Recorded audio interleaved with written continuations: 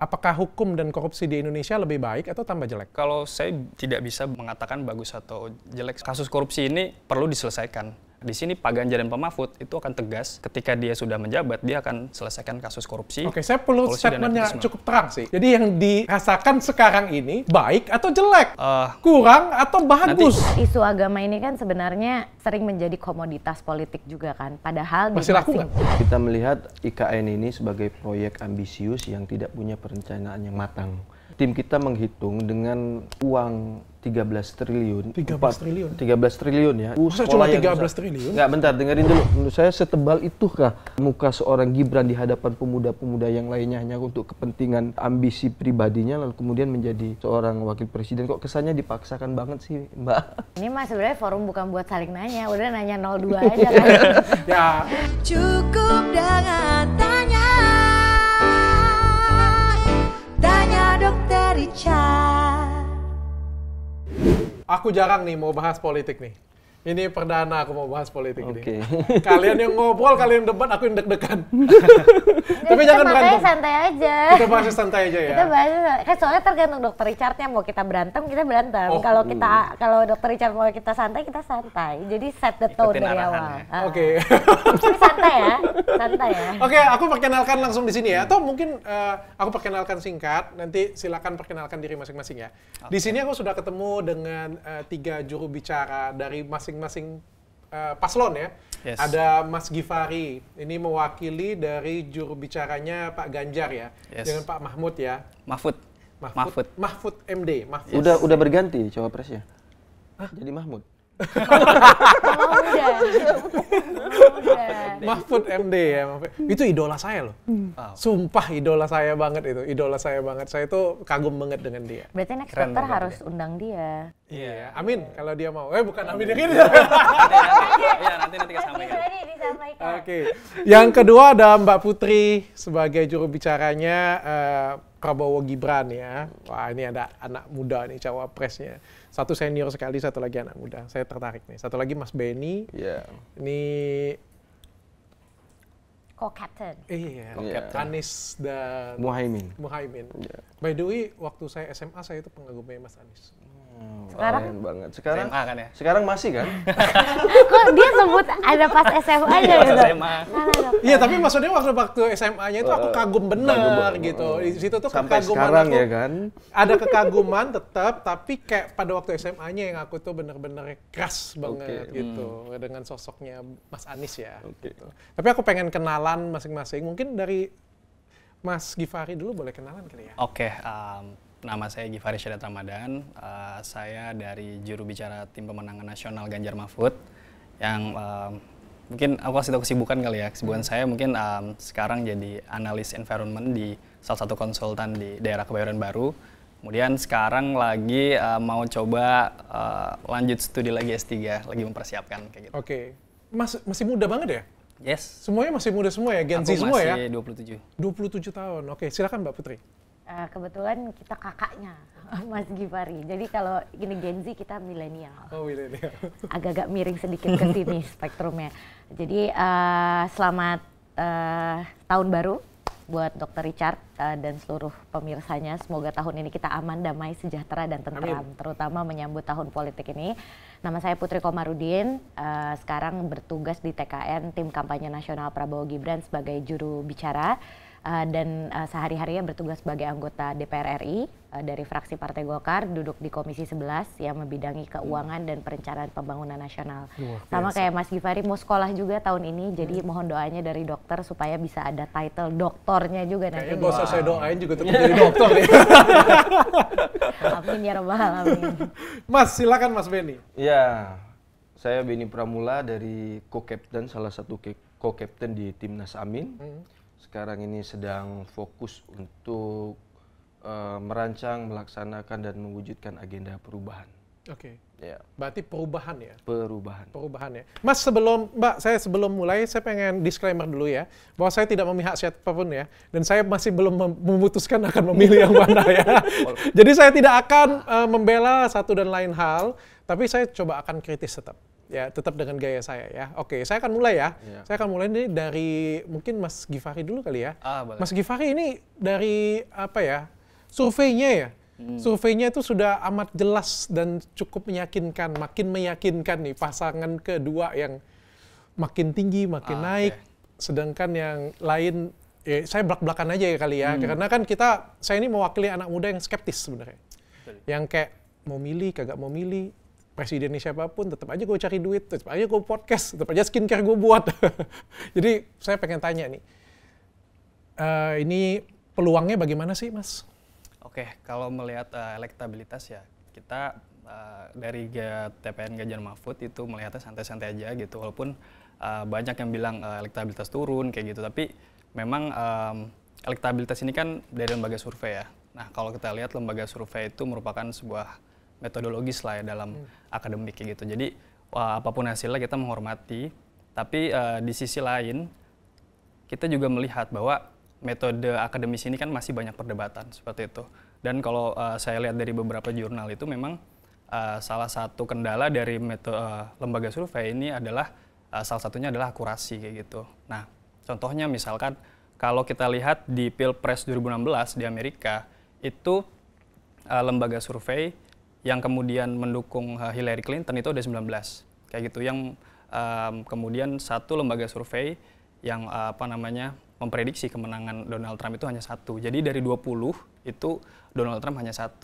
Nah, tapi akhirnya yang menang adalah Donald Trump kayak gitu. Dan saya pikir untuk hari ini kita melihat bahwa elektabilitas itu walaupun dari Pak Ganjar itu mungkin ada yang dari sisinya dari 2 ataupun 3 kayak gitu, itu nggak jadi masalah kayak gitu. Dan Pak Prabowo nomor 1 itu nggak jadi masalah, walaupun Pak Prabowo nilainya 80% pun tapi itu nggak boleh disepelein, gitu. Mas. Iya, artinya kan lembaga survei ini kan merupakan salah satu referensi aja kayak gitu. Kalau dari internal, Mas? Kalau dari internal TPN itu ada sendiri surveinya, dan dari survei di internal itu memakai metode triangulasi. Artinya kita memastikan data yang sudah ada dan juga data yang langsung itu disandingkan kayak gitu dengan adanya FGD dan juga seminar-seminar dan diskusi-diskusi, dan memang elektabilitas kita itu nggak jauh beda dari Pak Prabowo kalau dari survei internal kita. Tidak jauh beda dari Pak Prabowo. Itu dari internal ya.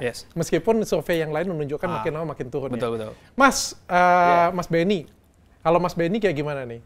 Masih bisa kekejar nggak pasangan kedua? Ya, sebagai sebuah metodologi kita menghormati lembaga-lembaga survei yang saat ini sedang melakukan tugasnya untuk kemudian melihat, memotret, menampilkan apa yang kemudian mereka lakukan survei di lapangan.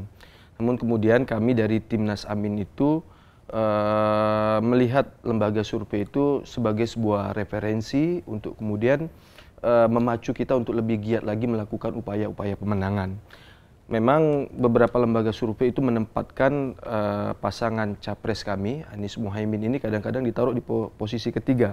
Tapi kemudian kita tidak pernah pesimis, bahkan kita semakin optimis dengan hasil-hasil potretan lembaga survei itu. Bukannya makin ini, Mas ya? Bukannya harusnya makin worry dan harus makin berbuat, Mas? Enggak, justru kita bersyukur karena itu akan memacu gerakan teman-teman di grassroots untuk semakin menunjukkan bukti bahwa Amin bisa menang. Kalau kita lihat di bagaimana pilkada DKI dulu itu, bahwa nyaris semua lembaga survei itu menempatkan Anies dan Sandi pasangannya itu di posisi selalu terakhir, ketiga begitu. Tapi rakyat membuktikan di TPS mereka memilih Anies dan Muhaimin begitu. Jadi kita tidak terlalu berfokus kepada lembaga survei. Kita fokus pada ikhtiar-ikhtiar yang kita lakukan di lapangan. Yang saya pengen tanya, kalau secara pribadi surveinya bagaimana, Mas? Ya, survei secara pribadi, kita memang ada survei secara pribadi dan itu cukup bersaing ya, cukup bagus, dan itu kita buktikan ketika Pak Anies dan Pak Muhaimin, Caimin melakukan kampanye, datang ke masyarakat dan lain sebagainya, itu selalu tumpah ruah masyarakat menyambut sampai ribuan bahkan puluhan ribu setiap kali kita kunjungan turun untuk melakukan kampanye di berbagai wilayah dan daerah, itu selalu ramai ya. Selalu ramai. Oke, Mbak Putri, sebagai yang kalau di survei ya semuanya kan menjagokan pasangan kedua ya, pede nggak akan satu putaran?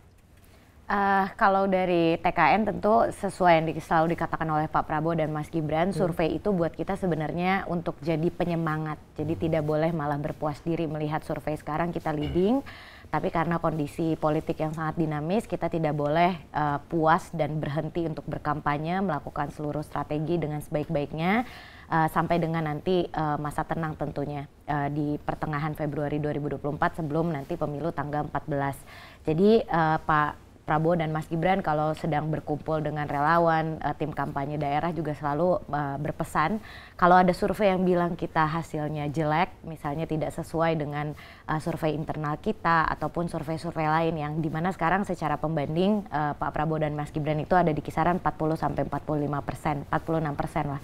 Jadi mereka selalu berpesan kalau misalnya hasilnya jelek itu dijadikan pecutan supaya kita kerja lebih keras lagi. Kalau hasilnya bagus itu dijadikan penyemangat kalau itulah potensi yang bisa kita capai kalau kita tidak lengah sekarang. Jadi tentu harapannya semua yang terbaik, kita bertiga nih, ketiga paslon bisa menjaga ketenangan dan juga kerukunan antar masyarakat. Karena lagi-lagi di setiap pemilu itu kalau misalnya di atasnya pecah, di bawahnya akan lebih keras lagi. Kalau yang di atas sudah konsolidasi, biasanya di bawah masih panas seperti cebong kampret kemarin. Jadi saya harapannya kalau dari kita tentunya karena ini ada 3 paslon, perpecahannya insya Allah tidak akan separah kemarin. Tapi ya tentu ini tugas kita bertiga, ketiga paslon ini juga dengan tim kampanyenya untuk menjaga kondusivitas di masa pemilu ini. Ini luar biasa ya pemilu kali ini ya dibandingkan dengan pemilu 5 tahun yang lalu ya, itu benar-benar kepecah banget ya. Bahkan sampai beberapa tahun setelahnya juga masih kerasa banget keretakannya ya. Kalau sekarang saya ngelihat mungkin nggak ada yang bawa isu agama lagi ya, atau sudah berkurang ya isu agamanya. Menurut Mbak Putri gimana Mbak Putri? Ya, isu agama ini kan sebenarnya sering menjadi komoditas politik juga kan. Padahal di masing-masing paslon nih kita juga punya komunitas agama yang menjadi pengusung baik itu dari parpol ataupun misalnya dari ormas agama. Jadi kalau kita apapun agamanya, Islam, Kristen, Hindu, Buddha dan semua agama yang ada di Indonesia ini, yang penting kita tahu masing-masing pasangan calon itu akan mengusung apa, bagaimana mereka selama ini memperhatikan kehidupan kerukunan beragama di Indonesia dan menjaga kondisi ini supaya kita bisa fokus nanti pada pembangunan yang akan datang. Karena kalau kita ribut di dalam, sementara di luar kita tahu perang lagi dimulai di berbagai negara, perang dagang juga antara negara-negara adidaya ini yang semakin membuat sebenarnya masa depan kita semakin tidak menentu, ekonomi juga tidak menentu. Jadi ya tugas kita sebenarnya untuk berbenah di dalam, menjaga di dalam supaya bisa kita terus jalankan seluruh rancangan kerja kita yang jangka menengah, jangka panjang, Indonesia Maju 2045 supaya bisa tercapai. Kalau Mas Benny ini yang paling potensial, mau nggak bawa isu agama lebih dikentalin lagi? Polarisasi di 2019 itu cukup menyiksa kita ya, cukup memberikan presiden yang buruk bagi kita generasi muda, karena isu SARA yang sangat menganga pada saat itu membuat kita berpolemik, bahkan sampai ada sebutan cebong, kampret dan lain sebagainya. Yang satu pro terhadap agama tertentu, yang satu tidak. Saya pikir demokrasi kita menunjukkan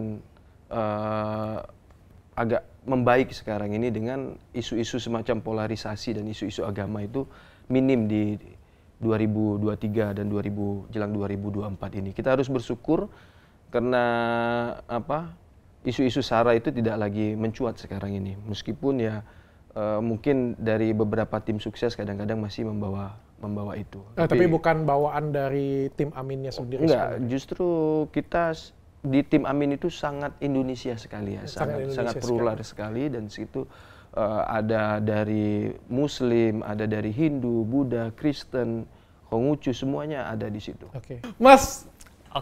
Kalau isu agama saya pikir hari ini sudah selesai ya gitu, karena hari ini kan didominasi oleh anak muda ya. Anak muda hari ini tuh sudah pintar-pintar lah untuk melihat isu-isu yang paling fundamental kayak gitu. Ya kalau kita lihat isu-isu agama sekarang, ya kalau di TPN atau di Capres dan Cawapres kita sendiri clear nggak ada kayak gitu, karena Capres kita ini ada orang nasionalis, Cawapresnya juga, Dan memang mereka ini integritas gitu, dan tidak ada yang kemudian memainkan politik identitas atau apa segala macam gitu. Jadi kita juga bersyukur sekarang itu nggak keras seperti 2019 lagi kayak gitu. Dan ya memang sekarang harus digaungkan ya politik-politik anak muda gitu kan, politik gagasan, bukan hanya sekedar. Kalau sekarang kan isunya berubah nih, bukan isu agama lagi, tapi soal-soal ya gimmick-gimmick seperti itulah gitu. Tapi kita harus ini ya apa namanya, gimmicknya itu juga harus sesuai dengan gagasannya kayak gitu. Mas, ini kan yang banyak ini kan anak-anak muda ya, 52%, 54% ya anak muda ya. Dari Mas Givari deh, kalau misalnya Capres nomor 1 menang, apa sih sebenarnya program yang paling untuk anak muda? Nomor 3. Nomor 3 ya, Ganjar ya, Pak Ganjar nomor 3 ya. Oke, saya pikir Pak Ganjar itu adalah jelas standing point-nya itu dia keberpihakannya kepada masyarakat. Dia lahir dari rakyat dan dia hidup bersama rakyat gitu. Jadi dia tahu bagaimana kemudian menyelesaikan dan membuat program-program itu berdasarkan aspirasi masyarakat. Dari awal dia dideklarasikan itu dia sudah belusukan dari timur dan Pak Mahfud dari barat seperti itu, dan kemudian bersatu di tengah. Nah, program-program yang kemudian lahir itu adalah penyerapan aspirasi dari masyarakat itu sendiri, dan bukan hanya masyarakat tapi Pak Ganjar juga dekat dengan anak muda. Nah, program-program yang kemudian hari ini menjadi persoalan itu kan adalah program-program yang kalau isu anak muda hari ini adalah lapangan pekerjaan kayak gitu kan, isu korupsi. Nah, Pak Ganjar ini membuat sebuah program itu ada namanya menciptakan 17 juta lapangan pekerjaan. Nah, bagaimana kemudian 17 juta lapangan pekerjaan ini dielaborasi? Nah, harus memiliki sosok duit tunggal seperti Pak Ganjar dan Pak Mahfud. Nah, dua sosok ini yang kemudian saling melengkapi. Pak Ganjar itu akan mengedepankan sisi dari peningkatan SDM. Nah, Pak Ganjar punya program kuliah gratis dari PAUD, SD, SMP, SMA, atau SMK, ya bahkan kemudian langsung diinian ke lapangan pekerjaan seperti itu. Dan satu sarjana, satu keluarga miskin kayak gitu. Dan Pak Mahfud ini membenahi dari sistem hukumnya kayak gitu. Jadi saya pikir program-program yang kemudian diusung oleh Pak Ganjar ini memang sangat pro dengan anak muda juga gitu, karena kan sekarang isunya adalah lapangan pekerjaan. Anak muda hari ini sulit untuk mencari pekerjaan. Saya baru dengar itu. Jadi SD sampai SMA biasa kita gratis, ini ditambah lagi kuliah mau gratis lagi. Iya, jadi satu sarjana, satu keluarga miskin. Kita biayain. Yes. Oke, kalau semuanya gratis semua agak repot juga Mas sebenarnya. Dari Mbak Putri deh, apa sih programnya untuk generasi anak muda zaman sekarang? Iya. Kalau dari Pak Prabowo dan Mas Gibran ini kan ada satu program unggulan yang kita punya untuk menyediakan makan siang dan susu gratis untuk seluruh anak sekolah dan juga santri, dan juga tentu peningkatan gizi untuk ibu hamil. Dan ini sebenarnya berangkat dari keinginan kita untuk membangun SDM yang benar-benar siap gitu. Karena kalau kita sekarang berkeliling ke pelosok-pelosok, ada anak-anak yang mungkin dalam sehari mereka tidak mendapatkan akses misalnya ke daging gitu, baik itu daging merah atau daging putih gitu. Sehari-harinya pendapatan orang tuanya hanya cukup untuk makan seadanya misalnya. Dan ini akhirnya menimbulkan ketimpangan ketika mereka nanti semakin dewasa, karena mereka sudah kekurangan gizi dari awal. Akhirnya dengan tingkat IQ yang mungkin kurang, kesehatan yang kurang, sehingga kesempatan mereka untuk bekerja bersaing dengan SDM yang lebih mumpuni yang telah disiapkan dari kecil gitu, dari soal gizi dan pendidikannya, itu mereka tidak bisa bersaing gitu. Dan akhirnya kita lihat sekarang banyak permasalahan terkait dengan kesetaraan kesempatan antara masyarakat di desa dengan di kota.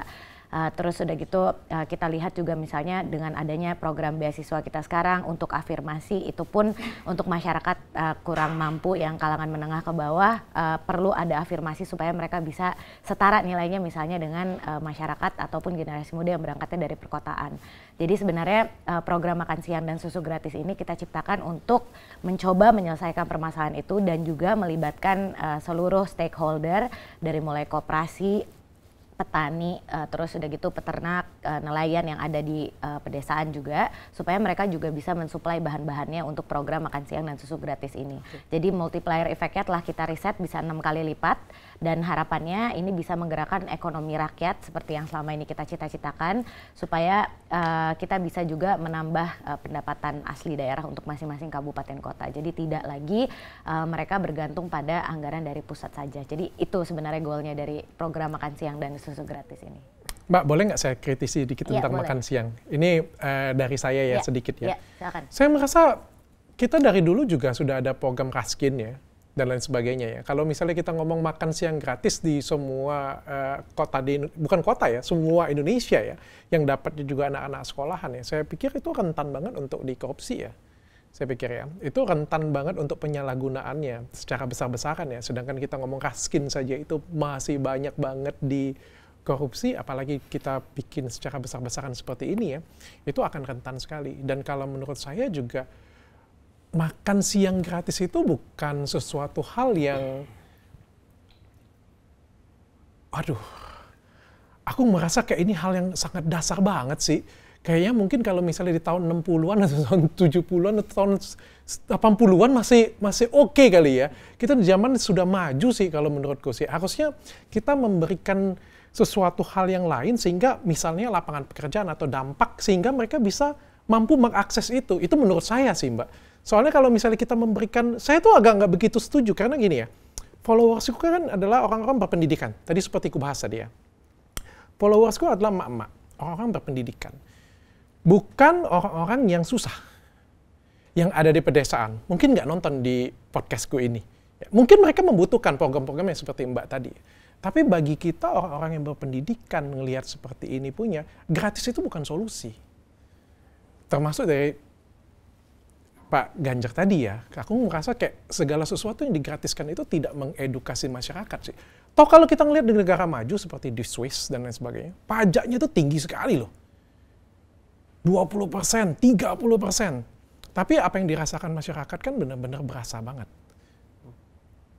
Apakah masih tetap akan dilakukan, Mbak, dengan sistem di Indonesia? Justru kan kalau kita bandingkan negara kita ini dengan Swiss sepertinya tidak adil ya, karena Swiss itu negara maju, kita kan negara masih kita progressing towards negara maju gitu. Jadi sebenarnya kalau dari kita ini salah satu dari berbagai program yang akan kita laksanakan nanti ketika Pak Prabowo dan Mas Gibran terpilih insya Allah di 2024 ini sebagai salah satu solusi untuk meningkatkan gizi, memberikan lapangan pekerjaan untuk masyarakat di desa. Karena lagi-lagi kita lihat sebenarnya masyarakat di desa kan 80%, yang di kota kayak kita ini hanya 20% dari total populasi. Jadi kalau untuk misalnya menyediakan lapangan kerja, terutama untuk masyarakat di perkotaan, kita juga kemarin Mas Gibran waktu awal masa kampanye beliau sudah mengumumkan bahwa untuk anak-anak mudanya kita akan mendorong kredit untuk startup supaya mendorong anak-anak muda yang bergabung di startup sekarang bisa dengan mudah mengakses permodalan. Ada juga untuk SMK baik itu yang di perkotaan ataupun di kabupaten gitu misalnya, akan ada link and match dengan pabrik-pabrik sekitar, perusahaan-perusahaan sekitar supaya mereka bisa langsung siap kerja sesuai dengan standar di perusahaan atau pabrik tersebut. Jadi untuk yang pengusaha ada pembinaannya, untuk pelaku UMKM, terus yang untuk yang karyawan untuk pabrik misalnya itu juga sudah ada pembinaannya. Jadi sebenarnya ini layer program yang memang kita siapkan baik itu untuk masyarakat pedesaan ataupun perkotaan supaya semuanya bisa menikmati program dari pemerintah. Dan kalau soal korupsi, kita juga berkomitmen untuk menguatkan KPK, terus kita juga nanti akan ada yang namanya Badan Peningkatan Gizi Ibu dan Anak yang nanti akan khusus mengkoordinasi terkait dengan koordinasi dari pemerintah pusat dan daerah dan juga semua stakeholder untuk program makan siang dan susu gratis ini. Supaya dijaga standarnya ya, Mbak ya? Supaya dijaga standar. Dan kalau dokter lihat sudah ada 76 negara yang berhasil dan tahun ini presidensi G20 akan membahas soal program ini. Jadi kalau negara mana, Mbak? Negara India sudah berhasil, kita sudah lihat dia justru bisa meningkatkan produksi susunya di dalam negeri sejak ada program makan siang dan susu gratis ini di India. Brazil juga sudah berhasil dan sebenarnya menurut kita kalau negara-negara lain bisa berhasil, kenapa sih kita tidak mau mencoba? Dan dengan resiko yang ada tentu kan manfaatnya juga banyak. Jadi yang penting kita bisa memitigasi resikonya sebaik mungkin supaya lebih banyak manfaatnya yang bisa disampaikan kepada masyarakat. Oke, Mas Benny, kalau dari Pak Anies sendiri program untuk anak mudanya apa, Mas? Iya, program untuk anak muda banyak, tapi saya ingin menggambarkan dulu secara keseluruhan. Jadi Pak Anies itu visinya adalah Indonesia yang adil dan makmur untuk semua. Indonesia yang tidak hanya orang-orang tertentu saja yang menikmati kejayaan bangsa kita, nggak hanya untuk keluarga dan kolega saja, tetapi bagaimana seluruh aset, seluruh potensi, sumber daya, dan kekayaan alam yang kita miliki itu dinikmati oleh setiap anak bangsa, begitu termasuk juga generasi muda. Nah saat ini tuh kita melihat bahwa peluang dan kesempatan itu seakan-akan nggak dimiliki oleh mereka yang dari grassroots, yang dari arus bawah begitu. Peluang dan kesempatan di bidang politik, ekonomi, kemudian di sektor industri dan lain sebagainya itu seakan-akan hanya mereka yang memiliki tahta dan kuasa aja yang bisa mengembangkan potensi dan kreativitasnya untuk juga membangun bangsa ini melalui jalur eksekutif, legislatif maupun yudikatif. Nah, visi misi Amin ke depan adalah bagaimana kesetaraan dalam setiap kesempatan, keadilan. Konkretnya bagaimana? Mas? Konkretnya adalah kita pengen bahwa peluang dan kesempatan anak muda di Indonesia itu punya porsi yang sama. Iya, saya pikir semua paslon pasti pengennya seperti itu. Kelemahan di bangsa kita ini, kita nggak punya meritokrasi yang based on track recordnya. Kita nggak tahu prestasinya apa yang dia sudah torehkan. Hanya kebetulan dia anak seorang presiden, katakanlah dia bisa menjadi wali kota. Hanya kebetulan dia keponakan seorang presiden, kerabatnya seorang presiden, dia bisa menjadi ketua MK, bisa menjadi wakil presiden. Seolah-olah kesempatan anak petani, anak tukang becak, anak nelayan, anak tukang ojek, itu nggak punya kesempatan yang sama. Konkretnya bagaimana, Pak? Konkretnya adalah bagaimana kita memberikan ruang dan kesempatan yang sama Konkretnya kepada bagaimana? Setiap anak bangsa, menciptakan lapangan kerja yang itu menciptakan kesempatan dan peluang bagi setiap anak bangsa, terutama generasi muda, untuk menghasil lapangan pekerjaan. Iya, saya percaya, Mas. Saya percaya dan saya pikir itu adalah doa, bukan hanya Mas. Saya percaya kalau saya lempar ke dua-duanya, Mas Givari dengan Mbak Putri juga pasti maunya juga sama. Oke, konkretnya bagaimana? Kalau beliau kan pengen meningkatkan gizi, makan siang gratis, itu konkret, Mas. Ya kami mau kalau kami menang ada makan siang gratis. Jadi gini. Kalau saya menang, saya pengen kesetaraan bagi semuanya. Mereka juga pengen. Konkretnya untuk pemuda itu mereka bisa mengakses pendidikan yang murah dan berkualitas. Nah, kalau gratis itu belum tentu berkualitas. Nah, kita harus menciptakan bagaimana pendidikan itu bisa diakses oleh semua anak bangsa sekarang. Bisa diakses, murah tapi tetap bayar. Tetapi tetap bayar. Karena kan ada tenaga pendidik yang perlu dibayar. Ada sekolah yang harus direnovasi, itu kan semuanya uang. Berarti nggak ada lagi sekolah gratis, Mas, kalau Amin menang? Tetap ada sekolah gratis, tentu saja kita lihat skala prioritasnya. Mereka yang betul-betul kurang mampu. Kalau anak-anak yang berada di kelas menengah ke atas, masa kita gratiskan juga? Justru di situ tidak adilnya. Adil itu adalah menempatkan porsinya, porsi kesempatan dan peluangnya. Masa anak orang kaya, anak pejabat misalkan, yang mereka sudah punya gaji yang melimpah, katakanlah, mereka juga harus digratiskan. Itu tidak adil bagi anak-anak di perkampungan yang juga perlu mengakses pendidikan yang layak bagi mereka. Makanan gratis menurut kami juga itu tidak mendidik bagi masyarakat. Karena nanti masyarakat kita jadi males karena udah digratiskan oleh pemerintah. Tetapi bagaimana kita, kalau yang masyarakat di perkampungan itu bagaimana meningkatkan UMKM-nya. Kayak gitu, kearifan lokalnya, usaha-usaha atau kreativitas perekonomian itu dikembangkan, diberi permodalan, akses permodalan yang mudah, yang gampang, dan tidak menyulitkan masyarakat dengan bunga-bunga dari perbankan. Begitu. Itu harus difasilitasi oleh negara. Itu konkretnya menurut saya. Mas Givari, kalau misalnya Pak Ganjar dan Pak Mahfud menang nih, apa sih program hukum yang akan dijalankan di 2024 nanti? Jadi Pak Ganjar dan Pak Mahfud ini kan merupakan orang yang memang sudah memiliki pengalaman panjang ya, asam garamnya di dunia perpolitikan. Pak Ganjar itu sudah pernah menjabat sebagai gubernur 2 periode, kemudian anggota Dewan Perwakilan Rakyat 2 periode, apalagi Pak Mahfud yang kemudian kita sebut sebagai manusia trias politika. Dia pernah berada di legislatif, eksekutif, dan juga yudikatif. Nah, ketika nanti Pak Ganjar dan Pak Mahfud jadi presiden dan wakil presiden, kami akan fokus terhadap pemberantasan korupsi, Mas. Jadi kita punya namanya slogan, itu gaspol. Pertama itu gandakan anggaran, sikat korupsi, dan poles birokratisasi dengan digitalisasi. Nah, yang akan kita gaungkan pertama itu adalah mengedepankan RUU perampasan aset, Mas. Jadi kita akan dorong itu supaya koruptor-koruptor ini ada efek jera dan termiskinkan seperti itu. Dan kemudian koruptor ini akan dilempar ke Nusa Kambangan seperti itu. Dan kalau misalkan kita melihat bahwa hari ini itu kan korupsi itu kalau Pak Ganjar bilang itu bisa sampai 200 triliun, Mas. Ya itu 200 triliun itu bisa kemudian diarahkan untuk membangun puskesmas 20.000 di Indonesia, membangun di sektor pendidikan dan pembangunan seperti itu. Karena Pak Ganjar ketika beliau belusukan di daerah, dia bertemu dengan Pendeta Leo. Nah, Pendeta Leo ini yang kemudian ketika ada orang yang ingin melahirkan, Pendeta Leo ini membantu karena tidak adanya fasilitas kesehatan di sana. Nah, makanya Pak Ganjar ini sebenarnya berfokus itu berpihaknya memang kepada masyarakat. Artinya hukum yang nantinya akan dijalankan itu jelas akan mengedepankan untuk pemberantasan kasus korupsi, karena permasalahan hari ini itu adalah permasalahan korupsi seperti itu, Mas. Oke, Mas, saya pengen tahu dulu statementnya Mas Givari ya.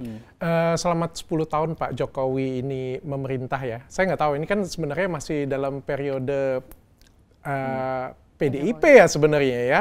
PDIP ya, saya nggak tahu ini prestasinya bisa dibilang prestasinya PDIP juga ya. Apakah hukum dan korupsi di Indonesia lebih baik atau tambah jelek? Kalau saya tidak bisa mengatakan bagus atau jelek seperti itu, karena kalau misalkan kita lihat yang sudah terjadi, banyak kemudian menteri-menterinya Pak Jokowi ini tersandung kasus korupsi seperti itu, dan mungkin publik bisa menilai bahwa memang kasus korupsi ini perlu diselesaikan, dan seharusnya yang bisa menyelesaikan itu adalah ketegasan dari pemimpin. Nah, di sini Pak Ganjar dan Pak Mahfud itu akan tegas ketika dia sudah menjabat, dia akan selesaikan kasus korupsi. Oke, saya perlu statementnya cukup terang sih. Jadi yang dirasakan sekarang ini baik atau jelek?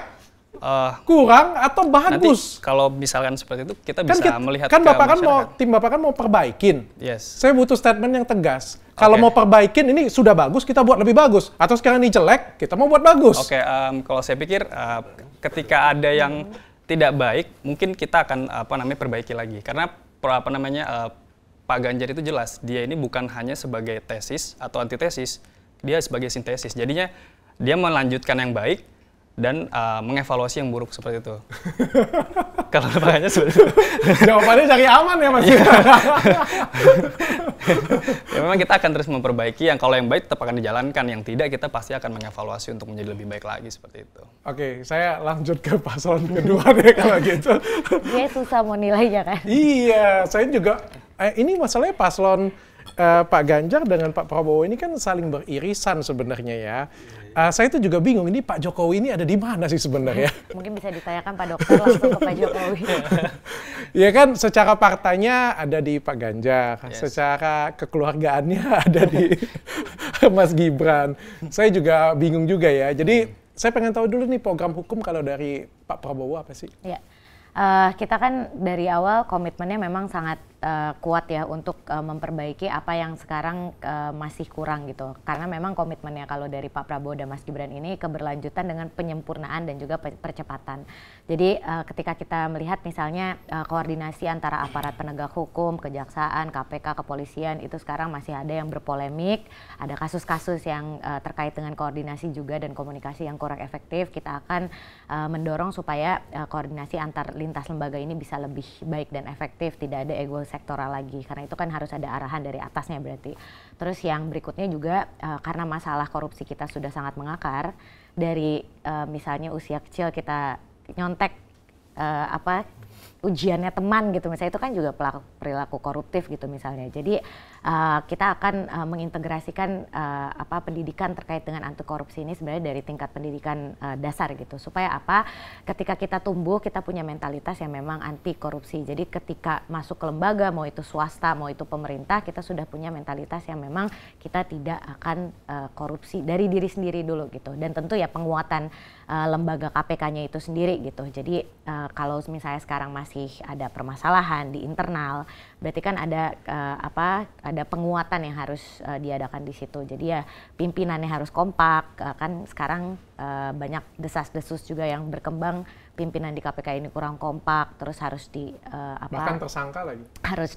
Harus dikuatkan lagi konsolidasi internalnya gitu. Karena KPK ini kan ya ini cita-cita dari zaman pemerintahan Pak SBY disempurnakan, makin disempurnakan di zamannya Pak Jokowi. Ya saya yakin di kepemimpinan yang akan datang juga sebenarnya fokus ketiga paslon juga untuk menyempurnakan KPK. Pertanyaan saya sama sih, pandangan dari Pak Prabowo dan Gibran, hukum di Indonesia bagaimana? Apakah sudah baik, jelek penilaiannya, atau lebih baik di 10 tahun pemimpinan Pak Jokowi ini? Ya. Kalau indikasi dari hukum itu kan sebenarnya berapa banyak kasus dan kasus korupsi misalnya yang terjadi sekarang.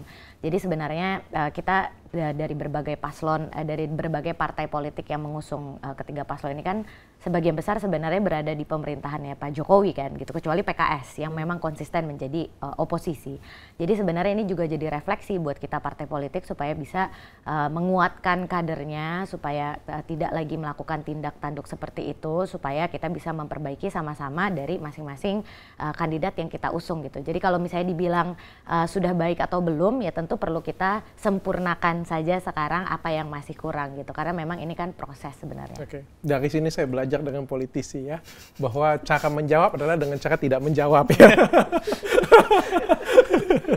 Mas Kita Benny, justru mau nanya ke Dr. Richard nanti. Menurut Dr. Richard gimana? Kan kita juga pengen dengar kan. kalau menurut saya awam, hukum di Indonesia masih harus banyak diperbaiki.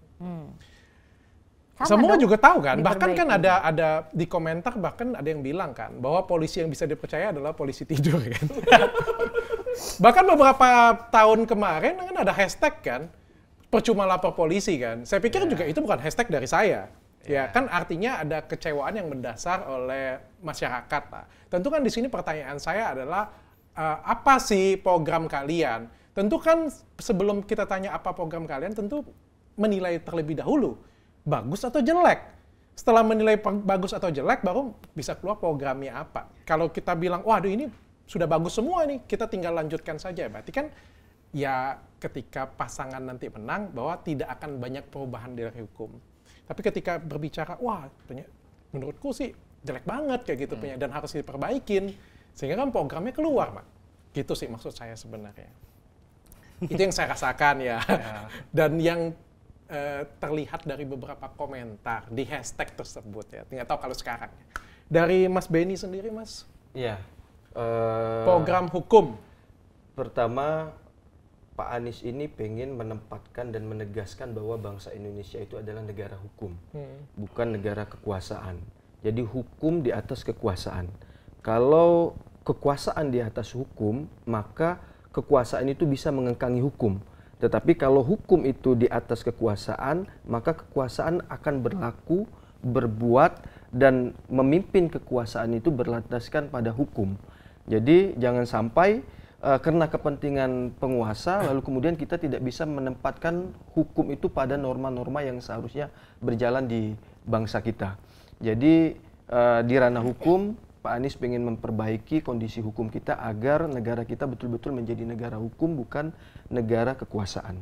Oke, hukumnya berarti mau diperbaiki. Hukumnya mau diperbaiki. Berarti dengan anggapan apa yang terjadi dengan hukum, penilaian hukum di Indonesia yang detik sekarang? Ya sangat kurang baik. Misalkan kita melihat di Kendari ketika kita sedang sibuk-sibuknya, hangat-hangatnya isu Omnibus Law, di situ ada gerakan mahasiswa yang melakukan protes terhadap pemerintah dan juga DPR yang pada saat itu juga turut serta mengesahkan undang-undang itu kayak gitu.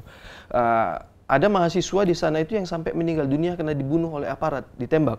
Dan sampai sekarang itu tidak diperlakukan dengan adil dan tidak ada pengadilannya. Justru sekarang ini kabur dan dibiarkan begitu saja.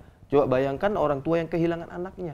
Begitu lu di tengah menyuarakan sikap kritisnya, menyuarakan ide dan gagasannya terhadap penolakan Omnibus Law itu, dan sampai sekarang itu tidak diusut begitu.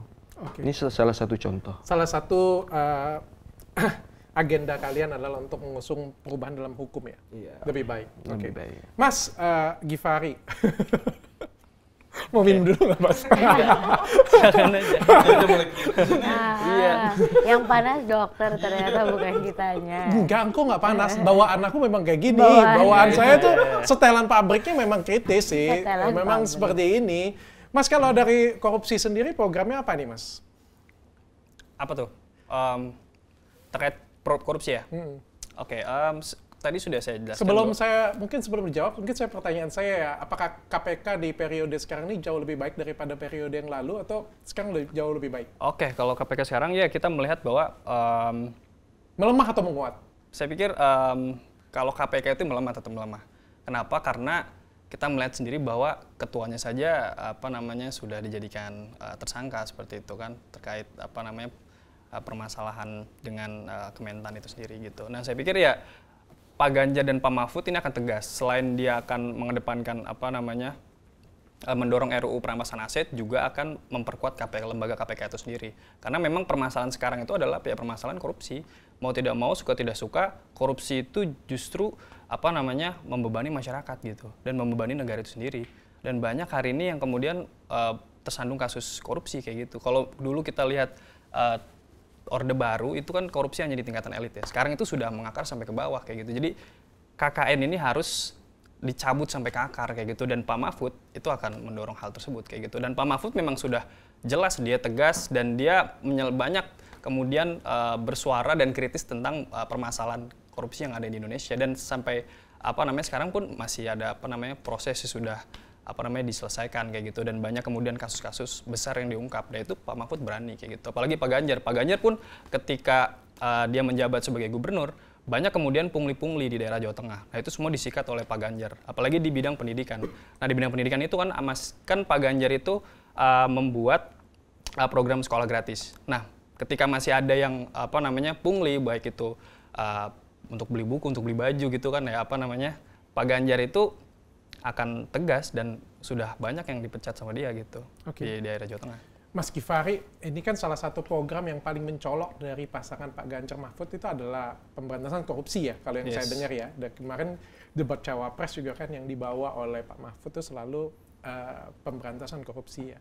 Mungkin ada pertanyaan yang saya ambil dari netizen, bukan dari saya ini, dari netizen. Tapi kan Pak Mahfud sendiri kan sudah lama juga di Polhukam ya. Lalu kenapa nggak diperbaikin saat jadi menteri? Apakah setelah jadi wapres nanti bisa jadi lebih baik gitu? Kan sudah bertahun-tahun jadi menteri. Yes, oke.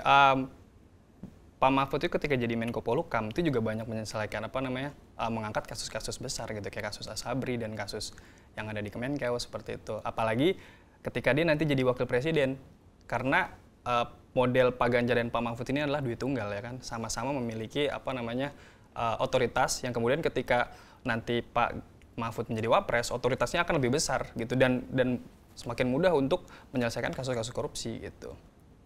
Pikir seperti itu. Tapi kan perlemahan KPK sendiri tadi kata Mas kan melemah kan, itu kan juga terjadi di periode Pak Mahfud juga sebagai menteri.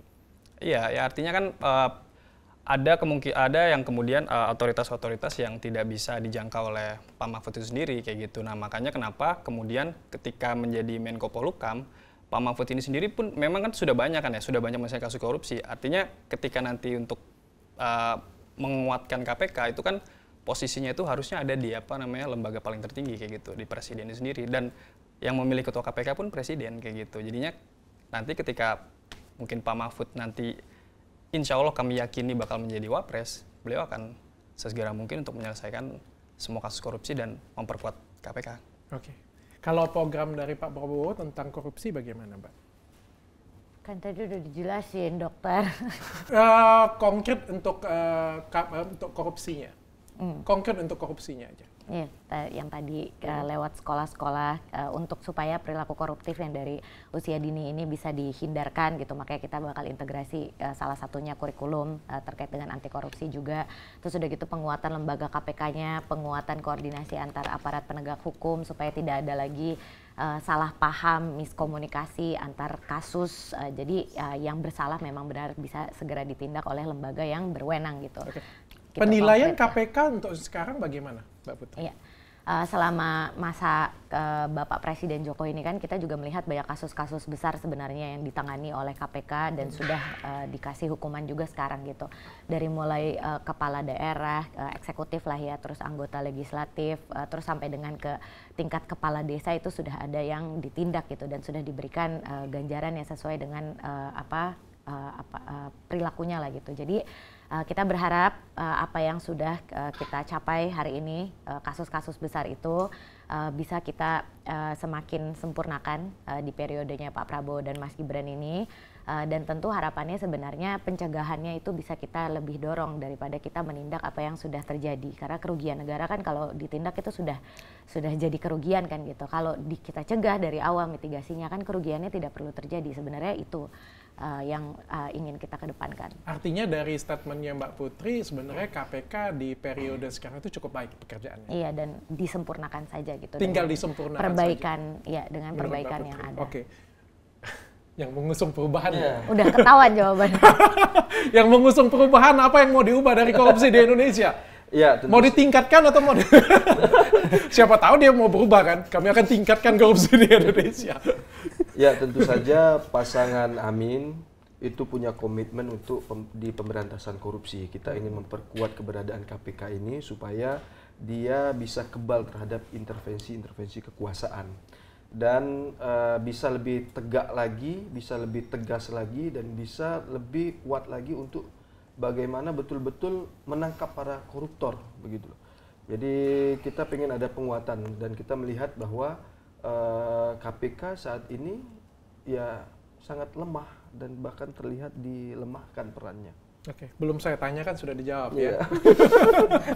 Harus lebih kuat. Dia udah tahu what's coming. Dan salah satu programnya adalah mau memperkuat KPK. Memperkuat keberadaan. Artinya tetap menggunakan KPK tapi keberadaannya diperkuat. Keberadaannya diperkuat. Oke, saya balik ke Mas Givari. Kebebasan untuk berbicara. Sebelum kita bahas dulu, sekarang lebih baik atau makin menurun atau makin baik ini?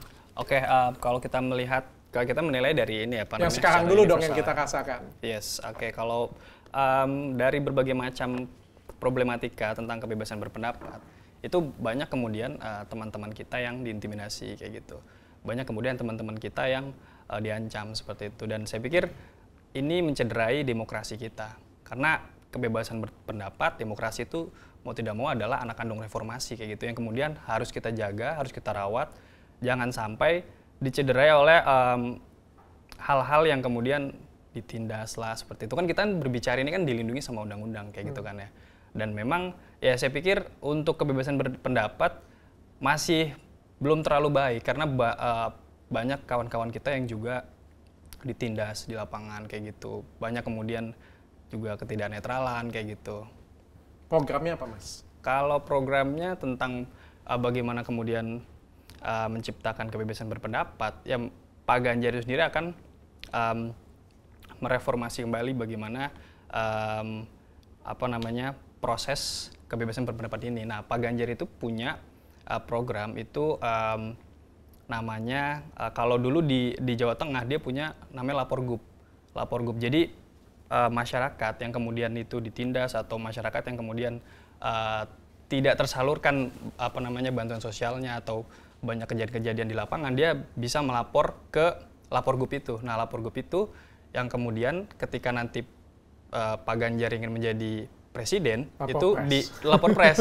Jadi setiap orang itu bisa memiliki Buset, semua orang di Indonesia bisa lapor presiden. Iya, 270 juta jiwa. Jadi setiap orang itu bisa menjadi orang dalam seperti itu, dan memang Pak Ganjar ini fokus ke program tersebut karena memang selain kita bisa tahu bagaimana menyerap aspirasi masyarakat, yang kemudian juga Pak Ganjar memfokus kepada birokrasinya. Ketika nanti ada yang melapor, itu wajib 1 kali 24 jam itu harus dijawab kayak gitu. Wow, luar biasa. Tapi kalau misalkan tidak, itu bakal dievaluasi lagi orang yang jadi ngeri banget Pak kalau pekerjaan presiden cuma mendengarkan 270 juta. Karena permasalahan yang di daerah itu kan kita akan sulit nangkap gitu, dan harus viral dulu kalau sekarang kayak gitu kan. Nah, sekarang no viral, no justice. Yes, betul. Nah, makanya kenapa kemudian ada lapor pres ini, itu adalah bagian dari kebebasan berpendapat dari masyarakat gitu. Dan ketika dia ada intimidasi atau ada hal-hal semacam yang kemudian mencederai masyarakat kayak gitu, ada penindasan, itu bisa lapor kayak gitu. Oke. Agak berat ya tugas presiden nanti ya. Iya kan, memang tugas presiden itu kan melindungi warga negara. Iya. Gitu. Tapi kan sebenarnya bisa memanfaatkan gubernur, wali kota, dan lain sebagainya. Itu kan kita juga berkoordinasi. Kalau semua masyarakat Indonesia kumpul langsung lapornya dengan Pak Presiden, agak gimana juga ya? Enggak, memang ada koordinasi khususnya kayak gitu. Tapi program yang ininya adalah lapor presiden. Oke. Mbak Putri, kebebasan berbicara kita menurun atau meningkat sih di sekarang ini? Ya, kalau kita lihat bagaimana masyarakat secara aktif berpartisipasi sekarang melalui media yang utama kan sekarang media sosial ya. Kalau di pemilu 2019 lalu, masyarakat masih mayoritas itu mengakses dari TV, masih 41%. Sekarang lewat Dr. Richard udah ada lebih dari 59% kalau tidak salah datanya yang mengakses informasi itu lewat media sosial gitu. Jadi dengan berbagai perspektif yang ditawarkan di media sosial dan kita lihat Dr. Richard juga bebas mengkritisi misalnya pemerintahan, terus di berbagai stasiun TV juga selalu ada narasi pro dan kontra terkait dengan kebijakan pemerintahan yang menurut saya kita sekarang on the right track untuk menjadi negara demokratis yang sesungguhnya. Walaupun memang ya tentu harus ada penyempurnaan, apalagi kalau menurut saya sebagai generasi muda kita juga harus dilengkapi dengan literasi digital yang memang cukup untuk bagaimana masyarakat terutama yang generasi Z dari lahir sudah pegang handphone itu mereka bisa membedakan informasi dari mulai yang hoax sampai yang beneran ada fact checkingnya gitu misalnya. Jadi ya kita juga selain kebebasan berpendapat kita juga harus membangun infrastruktur digital kita supaya tidak hanya masyarakat di daerah tertentu saja yang bisa mengakses informasi tersebut, tapi yang di daerah pelosok yang sampai sekarang belum ada akses internetnya itu bisa kita bantu juga. Masih ada ribuan desa yang belum ada akses internet,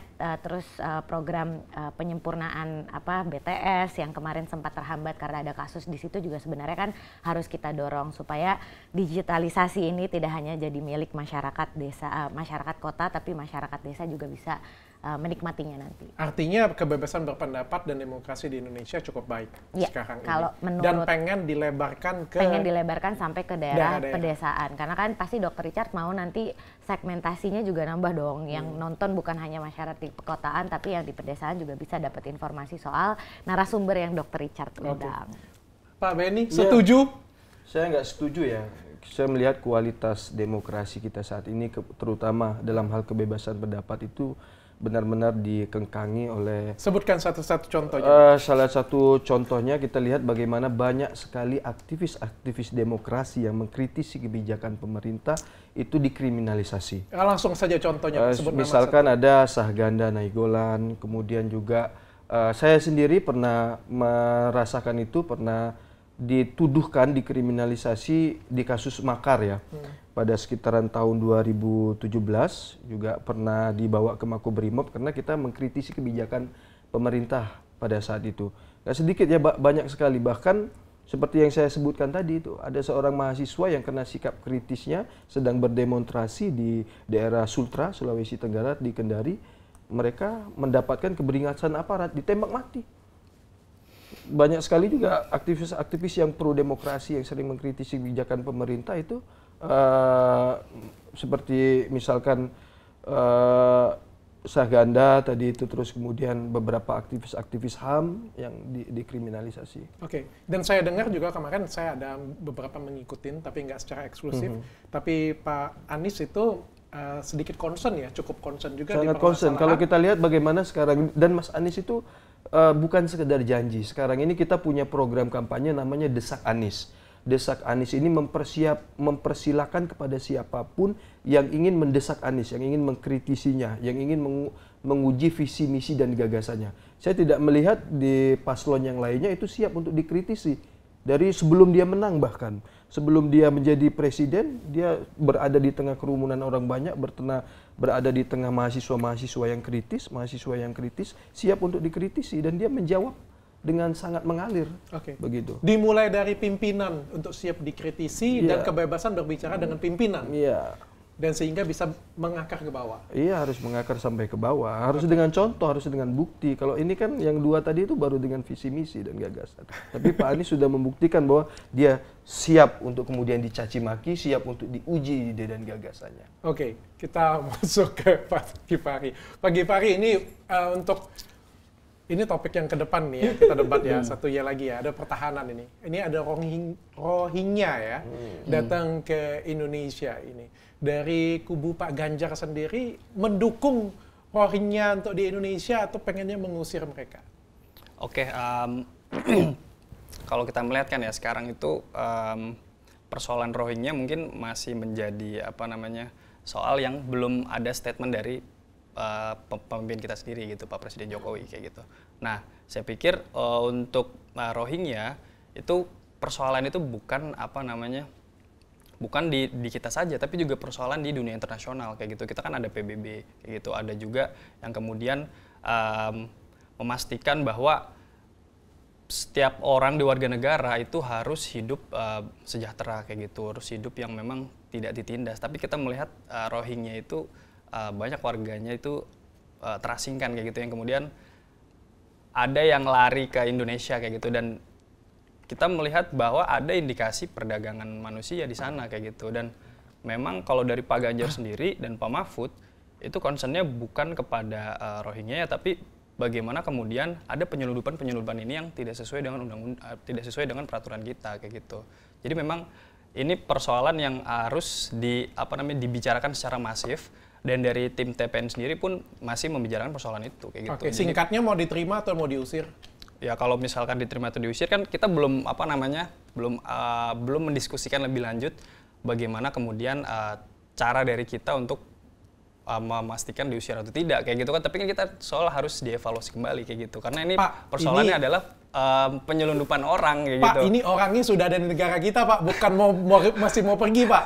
Sudah ada di negara kita, Pak. Sudah ada negara kita, Pak. Keputusan pasti harusnya sudah ada dong, sudah didiskusikan. Mungkin tinggal caranya dan eksekusinya. Kalau keputusan kan itu seharusnya memiliki wewenang dan otoritas. Itu kan bukan calon presiden, tapi orang yang sudah menjadi pejabat gitu. Artinya itu udah wewenang presiden kita. Iya, pandangan dari calon presiden kalau pandangan Pak Ganjar dari sendiri? Iya, kalau pandangan dari kami sendiri itu balik lagi. Jadi ada kemudian peraturan dan persoalan dari penyelundupan itu yang harus diselesaikan kayak gitu, karena ya lagi-lagi ini kan persoalan kemanusiaan. Selesaikan itu apa? Selesaikan diusir atau selesaikan diterima? Bukan. Jadi kita juga harus yang membawa itu loh, yang memperdagangkan kita kan ada indikasi sindikat kayak gitu. Nah, sindikatnya ini yang harus dicari kayak Tapi gitu. kalau orangnya sudah ada di sini? Ya, nanti itu bisa dibicarakan oleh pemerintah daerah setempat bagaimana kemudian hal ini menjadi yang urgent atau tidak seperti itu. Tapi tetap harus dibicarakan dan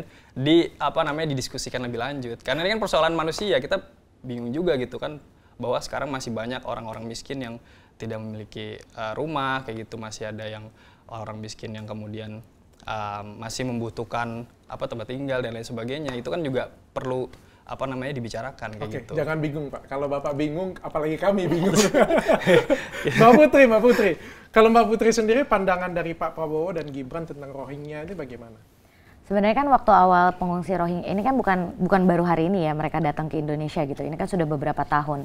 Dan waktu di awal kita melihat bagaimana masyarakat itu merespon dengan sangat positif. Kita harus menerima mereka karena mereka juga kaum yang tersisihkan di negaranya, korban perang. Jadi harus kita bantu gitu di sini. Tapi karena ada mungkin pihak-pihak yang sengaja menyebarkan kebencian ini lewat media sosial, lewat media konvensional, sampai akhirnya kebenciannya sekarang akhirnya berbuah pada kemarin aksi kekerasan yang sempat terjadi di Aceh gitu.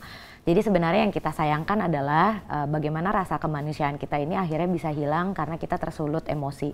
Memang betul masih banyak masyarakat yang butuh dibantu di sini. Tapi kan untuk program bantuan langsung tunai, bantuan sosial itu selalu kita masifkan sekarang, terutama pasca COVID karena banyak yang kena PHK, banyak kehilangan pekerjaan, supaya masyarakat yang golongan menengah ke bawah ini bisa terbantu. Tapi tentu untuk permasalahan kemanusiaan ini kan kita juga harus bisa sadari bahwa ini hal yang mungkin jadi masa depan kita semua. Dengan adanya konflik di Palestina dan Israel, kita nih misalnya kita membela Palestina, bukankah kalau kita menentang ada pengungsi yang datang ke sini jadinya seperti kita tidak melakukan apa yang kita dakwahkan setiap hari ketika kita berkomentar soal konflik yang terjadi di sana, karena sama permasalahannya soal kaum yang tersisihkan. Jadi ya mungkin kesempatan ini sebenarnya saya ingin gunakan supaya kita yang generasi muda ini tidak gampang tersulut emosinya oleh hal-hal yang mungkin sedang ditangani oleh pemerintahan kita bersama dengan Menteri Luar Negeri yang saya yakin juga sangat capable, sangat mampu untuk menyelesaikan masalah ini, Menteri Dalam Negeri yang juga sama mampunya, dan juga program yang nanti bisa disesuaikan dengan kebutuhan para pengungsi plus penyelesaian masalah perdagangan orangnya. Ada hal-hal kriminal lain yang berkembang di sana juga, jadi tetap ditindak sesuai dengan peraturan yang berlaku di sini. Artinya pandangannya adalah menerima ya? Iya, seperti yang sudah dilakukan oleh Bapak Jokowi kan, kita di sini menerima mereka sebagai pengungsi. Ini kan terkait juga Menteri Pertahanan, kalau nggak salah saya Menteri Pertahanan masih Bapak Prabowo ya. Pak Prabowo, bagaimana sih ceritanya ada kapal di Aceh tiba-tiba mendarat, ada orang kayak gitu punya, sudah melewatin perbatasan kita loh, dan sudah sampai hampir ke pulau. Kok bisa ceritanya seperti itu? Ya, sebenarnya kan karena struktur negara kita yang kepulauan gitu, negara maritim ini, walaupun memang sudah banyak pos-pos pertahanan, kita punya pos kementerian juga bahkan di garis pantai kita, cuman karena tadi permasalahan masih adanya korupsi, mungkin terus ada bayar-membayar antar pihak di sana, sehingga akhirnya beberapa kapal-kapal penyelundup itu bisa masuk, itu kan juga yang menjadi concernnya Pak Prabowo. Jadi kan sebenarnya yang harus dikuatkan lagi sebenarnya pertahanan kita di luar, baik itu TNI, dari mulai Kementerian KKP yang ada posnya juga di sana, Kementerian Keuangan lewat Bea Cukai juga sebenarnya ada pos di pos-pos laut kita itu gitu. Jadi kan tapi ini cukup mengerikan nggak, Mbak? Ini kan orang pengungsi yang sebenarnya nggak ada senjata, nggak ada apa-apa ya sebenarnya. Maka bisa menerobos masuk dengan kapal yang menurut saya seadanya, bukan ada apa-apa, bukan kapal perang juga, tiba-tiba ada di depan Pulau Aceh kayak gitu punya. Yeah. Bagaimana kalau misalnya yang masuk ini tiba-tiba sudah bawa kapal perang, sudah senjatanya sudah siap nih semuanya, Pak? Yeah. Makanya kan dari itu tadi yang saya sampaikan di awal, sebenarnya ini kan harus ada penguatan antar lembaganya juga gitu. Jadi ya walaupun memang sekarang kita sudah ada fondasi yang cukup kuat, tapi kan tentu harus ada penyempurnaan dan juga percepatan tadi terkait dengan bagaimana kita bisa membuat mereka bekerja lebih efektif. Jadi kan kualitas sumber daya manusianya dari mulai kementerian di tingkat pusat atau kementerian lembaga di tingkat pusat sampai daerah itu kan sebenarnya harus seragam. Tapi kan nyatanya kalau kita kejebolan seperti ini kan berarti tidak seragam gitu kualitasnya dari bawah sampai ke atas. Jadi itu sebenarnya yang akan jadi fokusnya Pak Prabowo juga. Bagaimana seluruh SDM di kementerian dan lembaga ini bisa seragam kualitasnya sehingga tidak ada lagi kejadian-kejadian kejebolan seperti tadi. Oke, Mbak, saya mau kritisi sedikit ya. Saya pikir yang pengungsi Rohingya ini hampir ditolak semua negara, bukan cuma di negara Indonesia. Kalau saya nggak salah, ini informasinya, koreksi saya kalau saya salah ya, tapi berbagai negara dia sudah datang kalau nggak salah ke beberapa negara juga dan ditolak juga. Artinya ini terkesan red flag, ya cukup bermasalah. Dan saya juga pikir kalau misalnya di ini negara kita terima. Di negara ASEAN rata-rata mereka diterima. Oh ya? Iya. Oke. Kita habis dari ASEAN Pacific Conference dan memang rata-rata di Thailand, Malaysia mereka diterima. Terima kasih sudah mengkoreksi saya. Tapi kalau misalnya kita terima, ini apa yang terjadi? Nanti suatu hari di dunia belahan sana, kalau misalnya terjadi konflik, semuanya lari ke Indonesia aja dong. Soalnya Indonesia pasti terima. Ya kalau kita lihat ya sebenarnya ini kan, ini closest neighbor-nya kita kan. Myanmar itu kan sebenarnya tetangga paling dekat kita karena kita sama-sama ada tergabung dalam ASEAN gitu kan. Dan kalau kita misalnya melihat bagaimana konflik yang terjadi di sana akhirnya nanti bisa merembet ke kita, kan sebenarnya itu juga dampak yang tidak kita inginkan. Padahal di berbagai forum internasional kita selalu mengusahakan supaya berbagai konflik yang ada di Asia Tenggara ini bisa selesai gitu, termasuk yang ada di Myanmar dengan Rohingya-nya. Jadi sebenarnya yang ingin kita kedepankan di sini bagaimana kita sebagai manusia masih memanusiakan manusia. Karena kalau nauzubillah min dzalik terjadi apa-apa dengan Indonesia, kita mau lari kemana kalau bukan ke negara tetangga terdekat kita gitu. Itu kan gunanya kita punya forum internasional seperti ASEAN gitu. Kalau tidak ya ngapain kita setiap tahun berkumpul di ASEAN Conference, ada G20, KTT G20, ada AIPA, ada segala macam. Kan berarti nggak ada manfaatnya diplomasi kita selama ini. Kalau kita lupa jadi manusia. Oke. Pak Anies, bagaimana kalau Pak Benny, Pak Anies, kalau pandangan Pak Anies dan Pak Caimin, bagaimana tentang Rohingya? Ya, tentu saja kita harus ingat akar kebudayaan kita, bahwa kita ini adalah bangsa yang beradab, bangsa yang berperi kemanusiaan, bangsa yang punya welas asih, terus bangsa yang peduli terhadap bangsa-bangsa lain. Kita lihat bangsa Rohingya ini adalah suatu entitas di negerinya yang kemudian ada sebuah gejolak di situ. Sekarang mereka butuh perlindungan. Nah, sebagai sesama manusia tentu saja kita harus berlaku adil, harus memberikan juga kesempatan dan peluang kepada sebagai sesama manusia yang membutuhkan perlindungan kayak gitu. Saya pikir tidak harus kita usir, harus kita terima, tapi regulasinya bagaimana keberadaan pengungsi ini itu tidak mengganggu kenyamanan masyarakat lokal misalkan. Nah, itu tentu saja perlu konektivitas, perlu kerjasama antara pemerintah pusat dan pemerintah daerah bagaimana memfasilitasi para pengungsi Rohingya ini mereka bisa mendapatkan ketentraman dan kenyamanan tetapi juga tidak mengganggu kenyamanan di warga lokal. Tinggal bagaimana memperbaiki regulasinya sih menurut saya. Oke, berarti diterima ya? Diterima dong, karena mereka juga manusia. Bayangkan kalau seandainya kita menghadapi penindasan di negeri kita. Kalau aku nggak salah ditolak di Bangladesh kan? Sudah disediakan tempat, kalau nggak salah di salah satu negara, disediakan tempat memang untuk pengungsi yang ke sana, tapi memang mereka yang bermasalah, mereka yang red flag kayak gitu punya, sehingga nggak mau pindah ke tempat lain kan. Bukan tidak disediakan kalau menurut saya. Kalau pendapat saya pribadi, ini pribadi ya, pendapat saya pribadi ya, saya nggak sepakat sih. Karena masyarakat Indonesia, benar sih menurut saya masyarakat Indonesia sendiri masih banyak yang harus kita urusin. Papua sendiri masih ada, Timor Leste bukan ya, sampai terjadi seperti Timor Leste dan beberapa daerah itu masih banyak yang harus kita kasih perhatian gitu ya, kalau menurut saya sih. Dan memberikan sisi kemanusiaan bukan artinya kita merawat dan menerima. Beda Mas. Kalau misalnya Masnya ketemu dengan anak di pinggir jalan, ya kasihan, oke. Tapi apakah Masnya mau angkat jadi anak? Mau dirawat?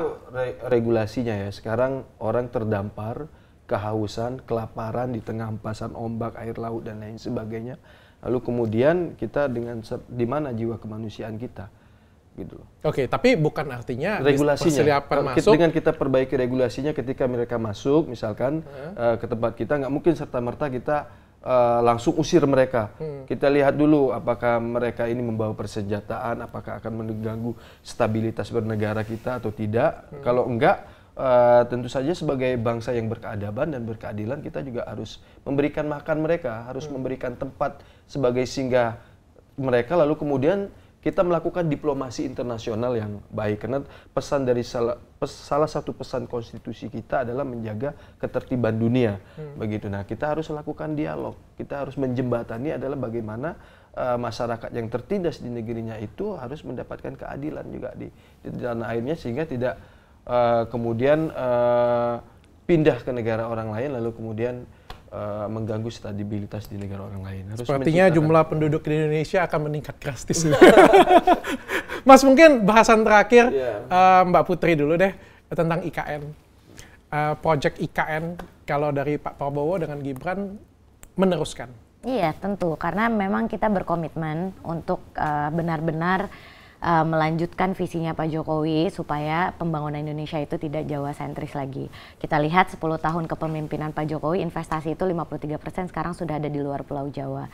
Dan akhirnya banyak infrastruktur juga yang terbangun di Kalimantan, di Sumatera, di Papua gitu, di era kepemerintahannya Pak Jokowi. Jadi IKN ini sebenarnya simbol bagaimana kita bisa benar-benar membantu teman-teman kita yang di luar Pulau Jawa untuk bisa mendapatkan fasilitas dan akses yang sama seperti yang dinikmati oleh Jakarta dan juga kota dan kabupaten penyangganya selama ini. Dan kalau kemarin sempat ribut-ribut soal belum ada investasi yang masuk, kemarin kita lihat per Desember 2023 Badan Otorita IKN itu lembaga yang khusus menangani IKN itu sudah menyampaikan secara publik bahwa sudah ada berbagai investasi yang masuk dari lokal maupun internasional, dan totalnya sudah 41,4 triliun yang masuk. Ada dari konsorsium Nusantara, ada dari pengusaha lokal Kalimantan bahkan yang ikut berinvestasi di situ membangun rumah sakit, fasilitas umum, jalan, tol dan lain-lainnya. Dan sebenarnya IKN ini kan juga bisa menjadi cita-cita besar kita untuk kota-kota lainnya juga gitu. Jadi di situ Pak Jokowi sudah menyiapkan konsep yang sangat hijau. Kita tidak merusak lingkungan di situ. Terus kita juga menggunakan berbagai macam teknologi yang telah disiapkan untuk menjadi bukti juga bahwa Indonesia juga mampu gitu untuk mencapai dengan tahap situ. Dan kalau dibilang apakah ibu kota negara kita saat ini Jakarta itu akan ditinggal dengan ada IKN, kan tidak mungkin juga karena tetap Jakarta jadi pusat ekonomi, perekonomian dan penyempurnaan dari mulai transportasi, sanitasi Jakarta tetap berlangsung sampai dengan hari ini. Jadi ya sama-sama kita bangun supaya Kalimantan juga punya Jakartanya gitu kan. Kita juga yakin masyarakat di sana juga menginginkan hal itu. Oke, tapi saya jadi penasaran ya. Saya pengen tanya nih terutama Mbak Putri. Mbak Putri ini kan adalah anggota DPR ya. Artinya akan pindah ke sana juga dong nanti ya. Mbak Putri kan punya keluarga, suami dan anak-anak. Pasti punya rumah juga di Jakarta ya. Saya pengen tanya juga, konkretnya itu siapa sih yang pindah? Apakah Mbak Putrinya saja, suaminya, anak istri, orang tua, semuanya, atau bagaimana ya? Dan apa yang dibiayain oleh pemerintah? Sebagai seorang istri, suami saya kan juga punya pekerjaan sendiri ya gitu. Cuman kan saya punya anak yang masih kecil, jadi sebagai seorang ibu ya pasti bawa anaknya ke sana. Makanya yang pertama Pak Jokowi bangun ya selain perumahan untuk pegawai negeri, untuk anggota DPR, untuk presiden dan kantor stafnya misalnya itu adalah housing dan juga rumah sekolah dinas. gitu. Di sana akan disiapkan bukan rumah sih sebenarnya karena lahannya juga terbatas, jadi lebih ke apartemen kompleks gitu untuk kementerian dan lembaga dari mulai eksekutif, yudikatif dan legislatif yang akan pindah ke sana. Dan juga ya tentu infrastruktur penunjangnya gitu, misalnya sekolah, yang paling penting ya buat anak-anak yang akan kita bawa gitu, misalnya rumah sakit itu juga sedang dibangun sekarang, jalan tol yang paling penting untuk konektivitas dengan kabupaten kota penyangga gitu. Jadi kalau yang saya tangkap, berarti di IKN itu adalah tempat dinas, tempat bekerja, rumahnya tetap di Jakarta. Jadi sebenarnya akan bolak-balik orang ini. Mbak Putrinya sendiri akan bolak-balik dari Kalimantan, Jakarta, Kalimantan, Jakarta. Bukan nih kosnya akan jadi tinggi nanti? Ya sebenarnya kan sebagai anggota DPR kita kan punya daerah pemilihan ya. Walaupun misalnya ketika bersidang saya di Jakarta, tapi kan sebenarnya saya sebagai orang Purwakarta punya rumah di Purwakarta. Dari situ kita ke Kabupaten Bekasi dan Karawang yang jadi konstituen saya juga. Jadi memang sudah pasti akan mobile. Mau saya rumahnya di Jakarta, mau saya rumahnya di Kalimantan. Sebagai seorang anggota DPR, fokus prioritas saya sebenarnya ya masyarakat yang telah memilih saya ini di 3 kabupaten yang saya layani selama ini. Jadi itu sebenarnya kalau misalnya tadi Dr. Richard nanya gitu soal mobilitas, itu kalau dari kacamata anggota DPR. Kalau misalnya kementerian dan lembaga ya saya yakin nanti Presiden akan mempunyai mekanismenya sendiri yang disesuaikan dengan kebutuhan dari IKN-nya itu sendiri. Oke, kalau yang saya bayangkan dari sisi bisnis ya, ketika pindah ke Kalimantan, kalau misalnya memang semua pemerintahannya pindah di sana dan keluarganya banyak pindah ke Kalimantan, ya kalau menurut saya perekonomian menjadi berata ya. Kalau misalnya enggak, berarti cuma kerja saja di sana, ya ini cost-nya akan tinggi banget. Luar biasa tinggi sekali cost-nya. Karena orang yang bekerja di pemerintahan ini kan nggak sedikit orangnya. Nggak sedikit, dan itu perekonomian tetap ada di Jakarta, artinya bolak-balik. Artinya cost-nya ini, saya nggak kebayang sih, luar biasa besar sekali cost-nya. Dengan pekerjaan yang kurang lebih cuma mindahin doang dari Jakarta, kita pindahin ke Kalimantan. Makanya yang tadi Dr. Richard sampaikan, ketika kita bawa semua keluarga kita juga ke sana, terus banyak pusat-pusat bisnis baru buka di Kalimantan juga, bukan hanya di Kalimantan Timur ya, menyebar sampai Barat dan juga Kaltara misalnya, itu kan jadi efek yang bagus, akan ada efek ekonomi yang bagus di situ. Diharapkan beberapa orang pindah. Kita bisa menyiapkan supaya, ya tadi kita bisa menyiapkan infrastruktur yang memadai, supaya Kalimantan juga bisa semaju Pulau Jawa gitu. Kalau Mbak Putri sendiri pribadi akankah pindah ke Kalimantan? Ya pindah dong, masa kita kantornya di sana dari Jakarta. Beserta keluarga atau hanya kerja doang? Tadi yang saya bilang kan suami saya punya pekerjaan di sini, jadi tidak bisa diatur ya sebagai seorang istri. Tapi anak pasti kita bawa dong, masih menyusui masa ditinggal. Mas Gifari, kalau Mas Gifari sendiri lihat IKN ini mau dilanjutkan dari Pak Ganjar ya, Pak Ganjar ini ya, bukan Mas Gifarinya ya. Pak Ganjar sendiri mau melanjutkan IKN atau menghentikan atau bagaimana? Saya mungkin lebih kepada hal yang lebih fundamental dulu ya. Kalau kita melihat Jakarta ini kan kota yang padat ya Mas ya. Ini sebagai melting pot-nya Indonesia gitu. Orang dari seluruh seluruh penjuru ini ingin datang ke Jakarta untuk mengais rezeki kayak gitu. Nah, banyak kemudian manusia di Jakarta ini. Jakarta semakin sesak, orang butuh rumah, orang juga pasti akan beli mobil kayak gitu, dan kita akan menjadi kota Jakarta itu akan menjadi sangat macet kayak gitu ketika kita bicara soal 20 atau 30 tahun ke depan. Nah, selain itu Jakarta ini akan akan berhadapan dengan pantai Laut Utara yang kemudian akan mengakibatkan datangnya banjir yang berlebihan kayak gitu karena banyaknya penggunaan air bersih kayak gitu. Nah, ini yang kemudian menjadi persoalan penting. Kenapa kita harus pindah kayak gitu? Memang Jakarta ini sudah sesak, tidak bisa dihuni oleh banyak orang lagi, dan kita akan merubah paradigma Jawa sentris itu menjadi Indonesia sentris dengan kita membangun IKN. Nah, Pak Ganjar sendiri ini bukan hanya sekedar melanjutkan kayak gitu, tapi dia mempercepat pembangunan IKN ini. Malah mempercepat. Mempercepat kayak gitu. Dan saya pikir IKN ini merupakan kota Gen Z di masa depan kayak gitu, dengan mobil transportasi yang berlandaskan listrik kayak gitu, kemudian dengan pendidikan yang taraf internasional, dan kemudian juga menjaga lingkungan hidup di sana. Dan kita tentu akan membuat IKN ini bukan hanya di Kalimantan, tapi juga menjadi contoh di pulau-pulau lainnya nanti di Indonesia seperti itu. Karena kita kan ingin ada kota yang memang ramah lingkungan kayak gitu, dan memang persoalan hal ini adalah persoalan lingkungan. Jadi apapun pembangunannya itu harus lebih ke arah pembangunan yang berkelanjutan. Artinya kita membangun ekonomi juga harus memastikan bahwa lingkungan hidup ini harus tetap terjaga untuk memastikan kehidupan setelah kita, generasi-generasi selanjutnya itu bisa bernapas dengan lega, bisa hidup dengan enak kayak gitu. Oke, jadi mau tidak mau harus pindah ya, karena itu tidak ada pilihan ya. Dari Mas Anies sendiri itu kalau dari statementnya ya tidak mendukung IKN. Ya, kita melihat IKN ini sebagai proyek ambisius yang tidak punya perencanaan yang matang. Dengan tim kita menghitung dengan uang 13 triliun itu kita bisa membangun 13 triliun ya, itu bisa membangun 40.000 sekolah. Cuma 13 triliun? Enggak, bentar, dengerin dulu ini, dengan 13 triliun kita bisa membangun 40.000 sekolah yang rusak di Kalimantan. Dengan 460 triliun sekian itu, hanya untuk proyek ambisius itu, kita bisa menggunakan anggaran tersebut untuk membangun banyak jalan yang belum terintegrasi di Kalimantan. Atau di pulau-pulau Sumatera yang masih banyak jalan-jalan yang berlobang dan lain sebagainya. Fasilitas sekolah, fasilitas pendidikan, untuk mengembangkan UMKM dan lain sebagainya. Itu saya pikir itu skala prioritas Pak Anies ke depan. Bukan melanjutkan proyek ambisius yang barangkali itu perlu perencanaan yang lebih matang lagi. Oke, saya sudah dengar statement itu, dan yang pengen saya tanyakan adalah bagaimanapun juga proyek ini sudah terjadi, sudah dibuat, dan ada undang-undang puluhan, mungkin ada ratusan triliun sudah ada di sana. Apakah dari Pak Anies mau langsung ditinggal saja atau mau diapain ini? Saya lihat ke sana ya, sekitar 2 bulan yang lalu saya ke sana, saya sedih betul. Nanti lihat di YouTube itu, melihat di sana baru ada pondasi-pondasi dasar yang tidak memungkinkan, rasanya tidak rasional kalau itu akan selesai dalam 3 sampai 5 tahun ke depan. Tidak mudah untuk membangun sebuah infrastruktur seperti yang digambarkan menjadi sebuah ibu kota negara yang baru dalam tempo yang sangat singkat. Bagaimana kemudian nanti memobilisasi para eksekutif, legislatif di Jakarta ini untuk kemudian direlokasi ke sana dalam waktu yang singkat. Itu akan perlu biaya yang sangat besar dan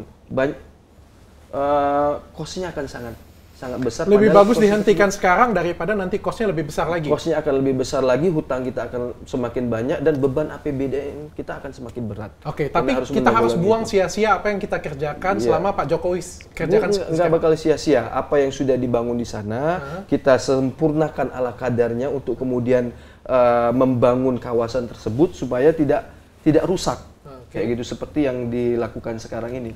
Tinggal kita perbaiki, tetapi jangan habiskan energi, jangan habiskan kos kita, jangan habiskan APBN kita. Dan dibangun untuk apa itu jadi? Ya dibangun kasih masyarakat? Kasih ke masyarakat untuk masyarakat di sana. Misalnya kita bangun sekolah di sana, bangun rumah sakit di sana, fasilitas untuk masyarakat di Kalimantan. Masyarakat di Kalimantan tetap kita. Oke, tentang statement dari Mbak Putri dan Mas Gifari juga bahwa Jakarta sendiri juga akan, saya sudah dengar juga menurut peneliti akan banjir, sesak, padat, dan lain sebagainya. Strategi dari Mas Anies apa? Biarkan itu menjadi periode selanjutnya atau bagaimana? Membangun kawasan baru, kota-kota baru yang tentu saja harus dengan perencanaan yang matang. Sehingga perencanaan yang matang itu disusun dari sekarang, bukan 5 tahun lagi pastinya. Bukan 5 tahun lagi, jadi disusun dari sekarang. Bagaimana orang-orang tidak lagi bergantung hidup mencari pekerjaan itu harus ke Jakarta. Jadi bagaimana di setiap daerah, di setiap desa tidak harus di Jakarta. Tidak harus memperbanyak masyarakat urban ke Jakarta. Di kota Palembang misalkan sebanyak-banyaknya kita ciptakan lapangan pekerjaan. Di Pontianak misalkan sebanyak-banyaknya kita ciptakan lapangan pekerjaan.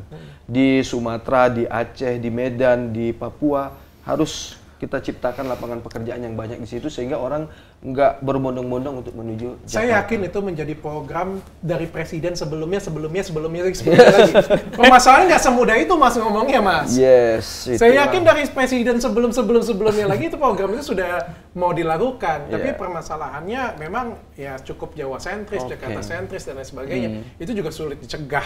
Itulah perlunya keadilan, kepemerataan. Jangan sampai pembangunan itu hanya masif di Jakarta, hanya masif di Jawa. Tapi sekarang kita sudah harus menyentuh ke timur, ke Kalimantan, ke Sumatera. Saya pikir untuk Jakarta, Jawa dan seterusnya tinggal pengembangan aja. Yang perlu digenjot adalah ke wilayah timur dan ke wilayah Sumatera. Sehingga nggak ada lagi Jawa sentris dan saya hargain Jakarta biar penonton saja yang memilih ya.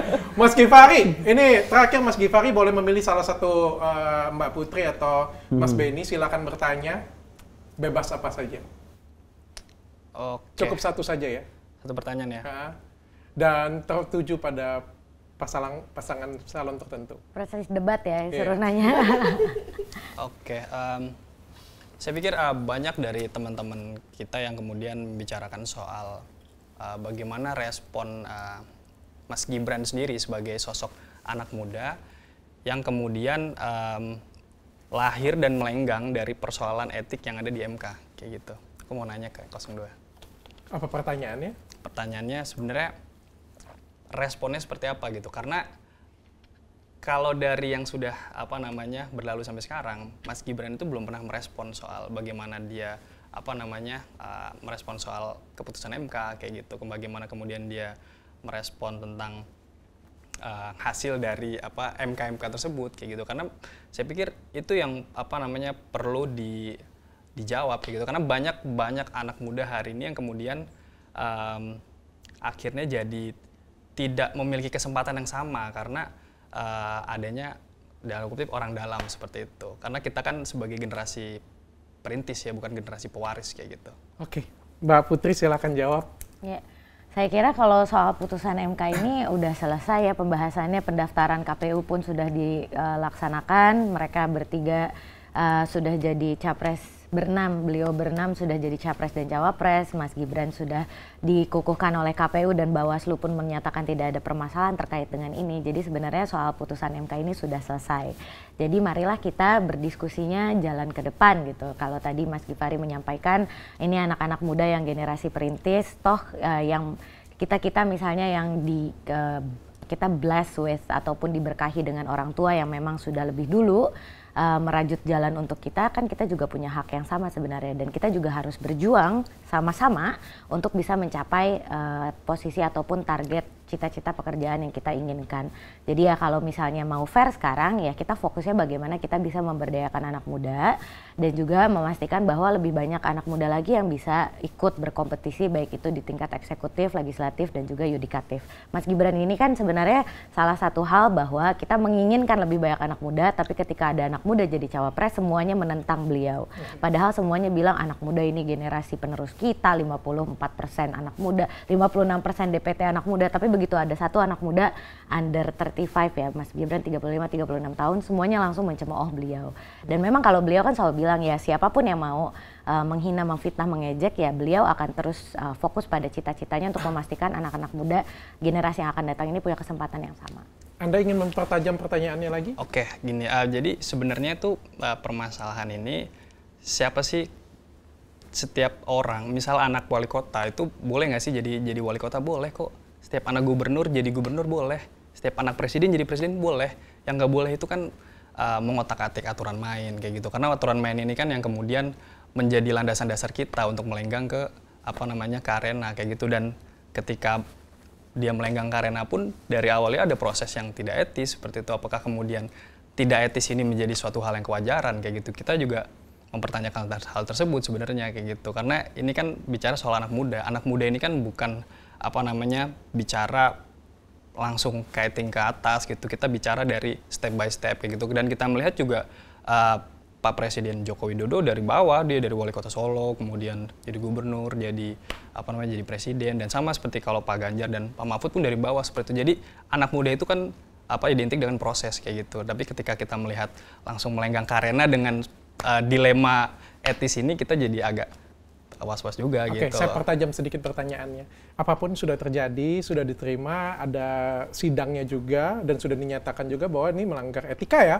benar ya? Betul. Sudah melanggar etika, ya bagaimanapun juga tetap bertanding, tetap berkompetisi lah, kita bilang seperti itu, yang masyarakat Indonesia mau tidak mau harus memilih. Ya kalau nggak suka tinggal tidak pilih. Tapi apa jaminan kita masyarakat Indonesia setelah melihat ada sesuatu mungkin cara masuk yang kurang etis ya, kan sudah ditentukan juga bahwa itu tidak etis ya, seperti itu ya. Apa jaminannya setelah nanti menjadi wakil presiden beneran, bahwa hukum di Indonesia itu tidak dilanggar seperti itu? Ya. Kalau kita lihat sebenarnya kan Mas Gibran ini kan sudah berproses juga ya. Beliau udah jadi wali kota, terus kita lihat juga pembangunan kota Solo juga di bawah kepemimpinan beliau, itu menunjukkan komitmen beliau terhadap generasi muda. Dan terkait dengan misalnya penegakan hukum di situ juga tetap berjalan sesuai dengan target beliau pada saat menjadi wali kota. UMKM dikembangkan, pertumbuhan ekonomi dari COVID minus sampai sekarang akhirnya tahun 2022 jadi di atas rata-rata nasional itu bisa tercapai. Jadi kan di sini kita melihat kinerja seorang yang memang beliau adalah anak seorang presiden, tapi juga beliau bekerja sangat keras gitu untuk mencapai posisi tersebut dan juga bisa mencapai kinerja perekonomian dan juga penyediaan lapangan kerja yang memang sesuai dengan apa yang diharapkan oleh generasi muda. Saya rasa Pak Givari dan saya tidak itu sebenarnya itu komitmen. Itu komitmennya dari Mas Gibran sendiri gitu. Kalau apa yang beliau bisa capai di sebagai wali kota Solo itu bisa seperti itu, sebenarnya ketika beliau jadi wakil presiden berarti semakin banyak hal-hal yang bisa dicapai juga. Termasuk kita percaya juga kapabilitas beliau. Iya, termasuk juga dengan komitmen dalam penegakan hukum tentunya seperti yang selama ini beliau selalu sampaikan. Jadi kalau misalnya kita masih membahas terkait dengan MK misalnya atau apa yang sudah diputuskan, toh KPU dan Bawaslu sudah menetapkan bahwa pencalonannya Pak Prabowo dan Mas Gibran ini sah di mata hukum. Jadi marilah kita fokus pada apa yang akan kita bawa ke depannya. Tapi gini, ada yang pengen saya tanyakan, kritisi secara pribadi ya. Saya tidak sedikit pun mendiskreditkan pekerjaan Pak Gibran. Menurut saya Gibran pekerjaannya bagus sekali. Apalagi anak muda 35 tahun, sosok pemimpin yang luar biasa. Artinya beliau adalah orang yang hebat ya. Tapi kan kemarin ada sidang melanggar etis ya. Seperti itu yang kita lihat ya. Sebagai pemimpin, anggap saja beliau menang menjadi wakil presiden beneran gitu ya, di tahun 2024. Apa jaminannya ke depan? Ya kalau misalnya kita ngeliat, wah pimpinan kita aja ada orang dalam. Nanti kita ke bawah-bawah pakai orang dalam semua gitu kan, itu kan tidak kita inginkan pastinya. Oke, yang kemarin mungkinlah saya nggak tahu sistemnya bagaimana lah, pokoknya sudah terjadi. Tapi kan kita nggak pengen untuk kedepannya terjadi masif nih di masyarakat nih. Apa sih programnya dan yang kita mau jaga, apa komitmennya supaya setelah jadi presiden dan wakil presiden tidak terjadi untuk ke bawahnya. Iya. Kalau komitmen tadi yang seperti kita sampaikan di awal gitu kan, sebenarnya reformasi kita di dunia pendidikan juga kan harus ditingkatkan gitu, dari mulai edukasi ya tadi, literasi digital terkait dengan perilaku anti korupsi dan hal-hal lainnya yang perlu kita integrasikan supaya generasi kita bisa tumbuh nanti bisa merespon dengan baik terkait dengan permasalahan sosial yang sekarang terjadi. Jadi ya sebenarnya ya peningkatan SDM tadi yang akan kita kedepankan. Oke. Mas, silakan Mas, kalau pengen bertanya dengan siapa? Iya. Mie instan aja kita itu butuh proses untuk menikmatinya, apalagi untuk mengurusi sebuah bangsa Indonesia yang sangat besar seperti ini. Kita nggak bisa asal coba-coba.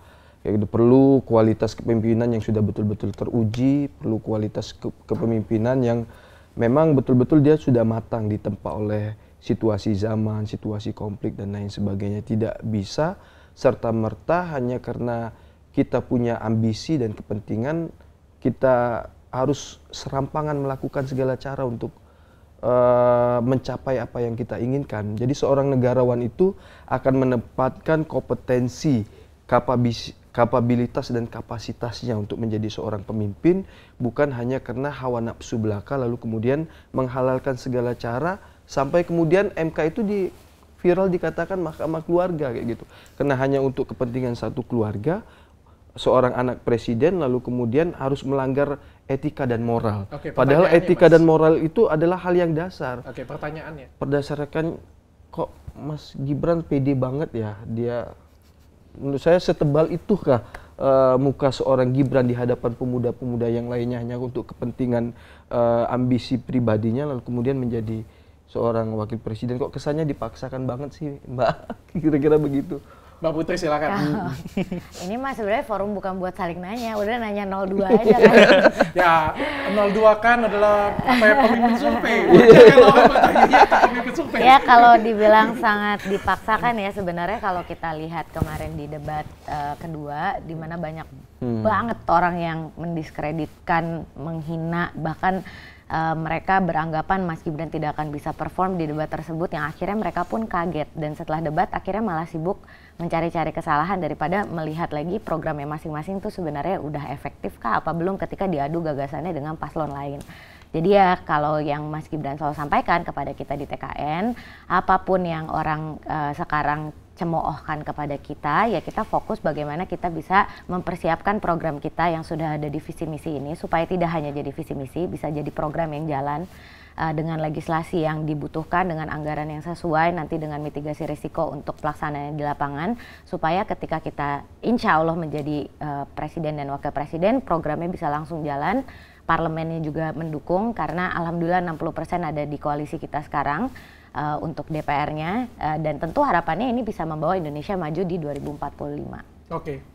Dari Mbak Putri pengen bertanya dengan siapa? Dua-duanya kalau boleh. Karena aku ditanya sama dua-duanya. Dr. Richard harus adil dong.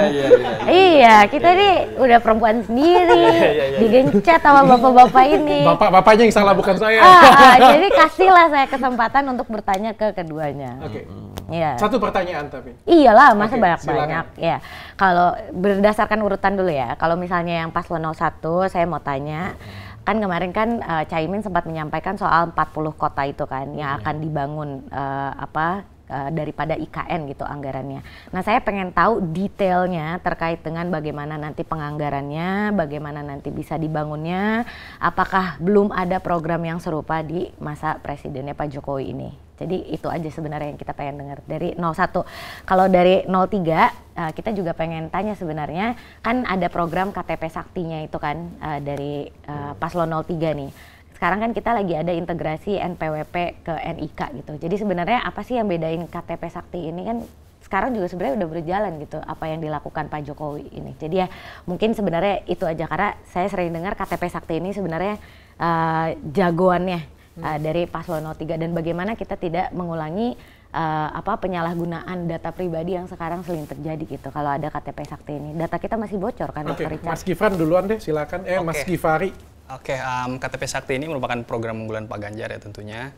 Dan memang KTP Sakti ini dibuat itu untuk mengintegrasikan bukan hanya bansos aja gitu. Tapi kita juga mengintegrasikan antara KIP, KIH, kemudian bansos, BLT, dan lain sebagainya kayak gitu. Jadi setiap warga negara, setiap orang itu tidak perlu membawa banyak kartu gitu. Jadi cukup satu kartu aja namanya KTP Sakti kayak gitu untuk memastikan data dan juga untuk memastikan bansos dan lain-lain sebagainya itu tersalurkan sampai ke masyarakat dan tepat sasaran kayak gitu. Karena kalau kita lihat hari ini kan bahwa masih banyak orang-orang yang kemudian menerima bansos tapi dia bukan orang yang membutuhkan kayak gitu. Jadi belum tepat sasaran kayak gitu. Maka kita koreksi, kita evaluasi kembali menjadi satu platform KTP Sakti itu untuk memastikan semua hal-hal yang berada di dalam KTP itu tepat sasaran. Dan kalau misalnya ditanya dengan NPWP tadi, mungkin ya ada beberapa kesamaan dari program Pak Jokowi dan Pak Ganjar. Memang Pak Ganjar ini kan sebagai Jokowi 3.0 kayak gitu. Jadi program-program yang kemudian sudah ada memang ini diteruskan dan dilanjutkan kayak gitu. Dan kalau misalkan dilihat siapa yang paling Jokowi ya saya pikir Pak Ganjar itu sendiri kayak gitu. Bocor datanya gimana Mas Gifari? Ya untuk data yang bocor. Supaya tidak bocor bagi ini kan kalau single identity berarti kan pengamanannya harus ekstra dong. Jadi memang Pak Ganjar itu punya akan membuat program pusat data center kayak gitu. Jadi data ini yang kemudian dikumpulkan dan kemudian diintegrasikan dan menjadi satu di pusat data itu sendiri. Dan Pak Ganjar juga memastikan bahwa keamanan ini sendiri dan juga prosesnya dari mulai distribusinya itu harus berjalan dengan baik karena Pak Ganjar ini kan orangnya paling tegas ya, ketika ada kebocoran dari satu pihak pun itu bakal disikat sama Pak Ganjar, apalagi Pak Mahfud kayak gitu. Tapi tadi statement dari Mas Gifari kan data bansos nih belum merata ya, berarti masih ada yang belum tepat sasaran. Tapi Kementerian Sosial kan sekarang dari pengusungnya, jadi semestinya juga kita bisa sama-sama. Oke, kita lanjut ke Pak Benny. Pak Benny silakan jawab Pak Benny. Ya, tentu saja itu realistis ya, karena membangun 40 kota itu kan tidak hanya sekedar memindahkan gedung, membangun gedung, tetapi kemudian membangun fasilitas pendidikannya, membangun fasilitas perekonomian, membangun fasilitas kesehatan. Pak, itu saya juga mau tanya bagian. dulu sebelumnya. Provinsi di Indonesia sekarang udah berapa sih? 38. 38. Berarti 38 provinsi Bapak bangun semua. Sama buat seperti Jakarta. Saya mau tanya anggarannya gimana? Iya kan. 40 kan? 40 Artinya 40 kota. tuh di lebih dari 38 provinsi kita. Artinya semua provinsi dari Jakarta, dari Aceh sampai Papua itu dibangun sama persis seperti Jakarta. Mungkin tidak sama persis seperti Jakarta, karena itu butuh proses perencanaan yang matang, tapi kita bisa membangun kualitas pendidikan, membangun kualitas rumah sakit, membangun UMKM di suatu desa atau di kota tertentu yang itu masih rendah, itu bisa kita alokasikan pembangunannya ke situ. Dari misalkan anggaran seperti yang saya bilang tadi bahwa dengan 13 triliun itu kita bisa membangun 40.000 sekolah, memperbaiki 40.000 sekolah yang rusak. Kenapa enggak kita alokasikan, kalau ada anggarannya, kenapa enggak kita alokasikan ke situ untuk membangun kota-kota yang misalkan pendidikannya di situ masih kurang bagus, fasilitas kesehatannya masih kurang bagus di situ, yang saya pikir perlu kita benahi. Kalkulator dulu dong. 13 triliun dibagi berapa sekolah tadi?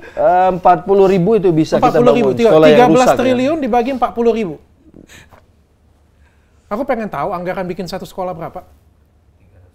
325 juta. Mana berdiri Pak sekolah 325 juta? Memperbaiki, yang saya sampaikan memperbaiki sekolah-sekolah yang rusak di Kalimantan, ya kan? Oke, bukan mendirikan sekolah. Bukan mendirikan. Bukan mendirikan sekolah, tapi memperbaiki sekolah-sekolah yang rusak. 325 juta cukup Pak? Cukup. Orang anggaran gordeng aja nggak cukup Pak? Cukup. Itu mungkin kalau dikorupsi tidak akan cukup. Tapi kalau itu betul-betul dimaksimalkan untuk membangun sebuah sekolah, itu cukup. Kan sekolah-sekolah yang rusak, atap-atap sekolah yang bocor, ke kursi-kursi bangku sekolah yang sudah tidak layak untuk digunakan untuk belajar.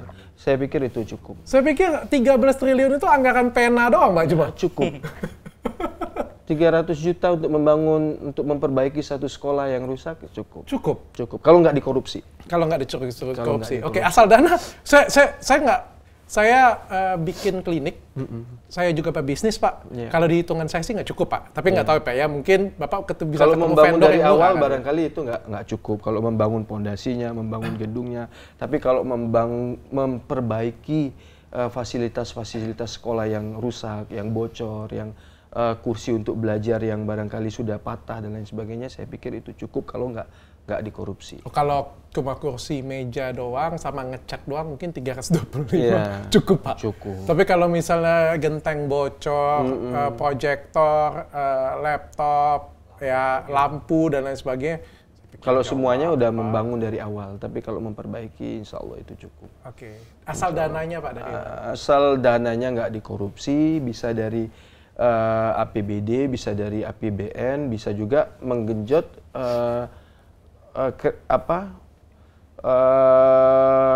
dari swasta, begitu. Bekerja sama dengan pihak-pihak swasta yang concern terhadap dunia pendidikan. Oke, saya hargain semuanya. Terima kasih sudah datang ke sini semuanya, Mas Gifari, Mbak Putri, Mas Benny. Mohon maaf ya kalau saya ada salah ngomong. Good banget gini. Pertanyaan saya, udah keren banget. Kalau berkenan saya minta maaf. Maklumnya saya nggak gede di dunia politik, tapi ini murni dari pertanyaan saya sebagai masyarakat yang penasaran saja sih dengan pemimpin saya ke depan bagaimana. Ya ini keren banget.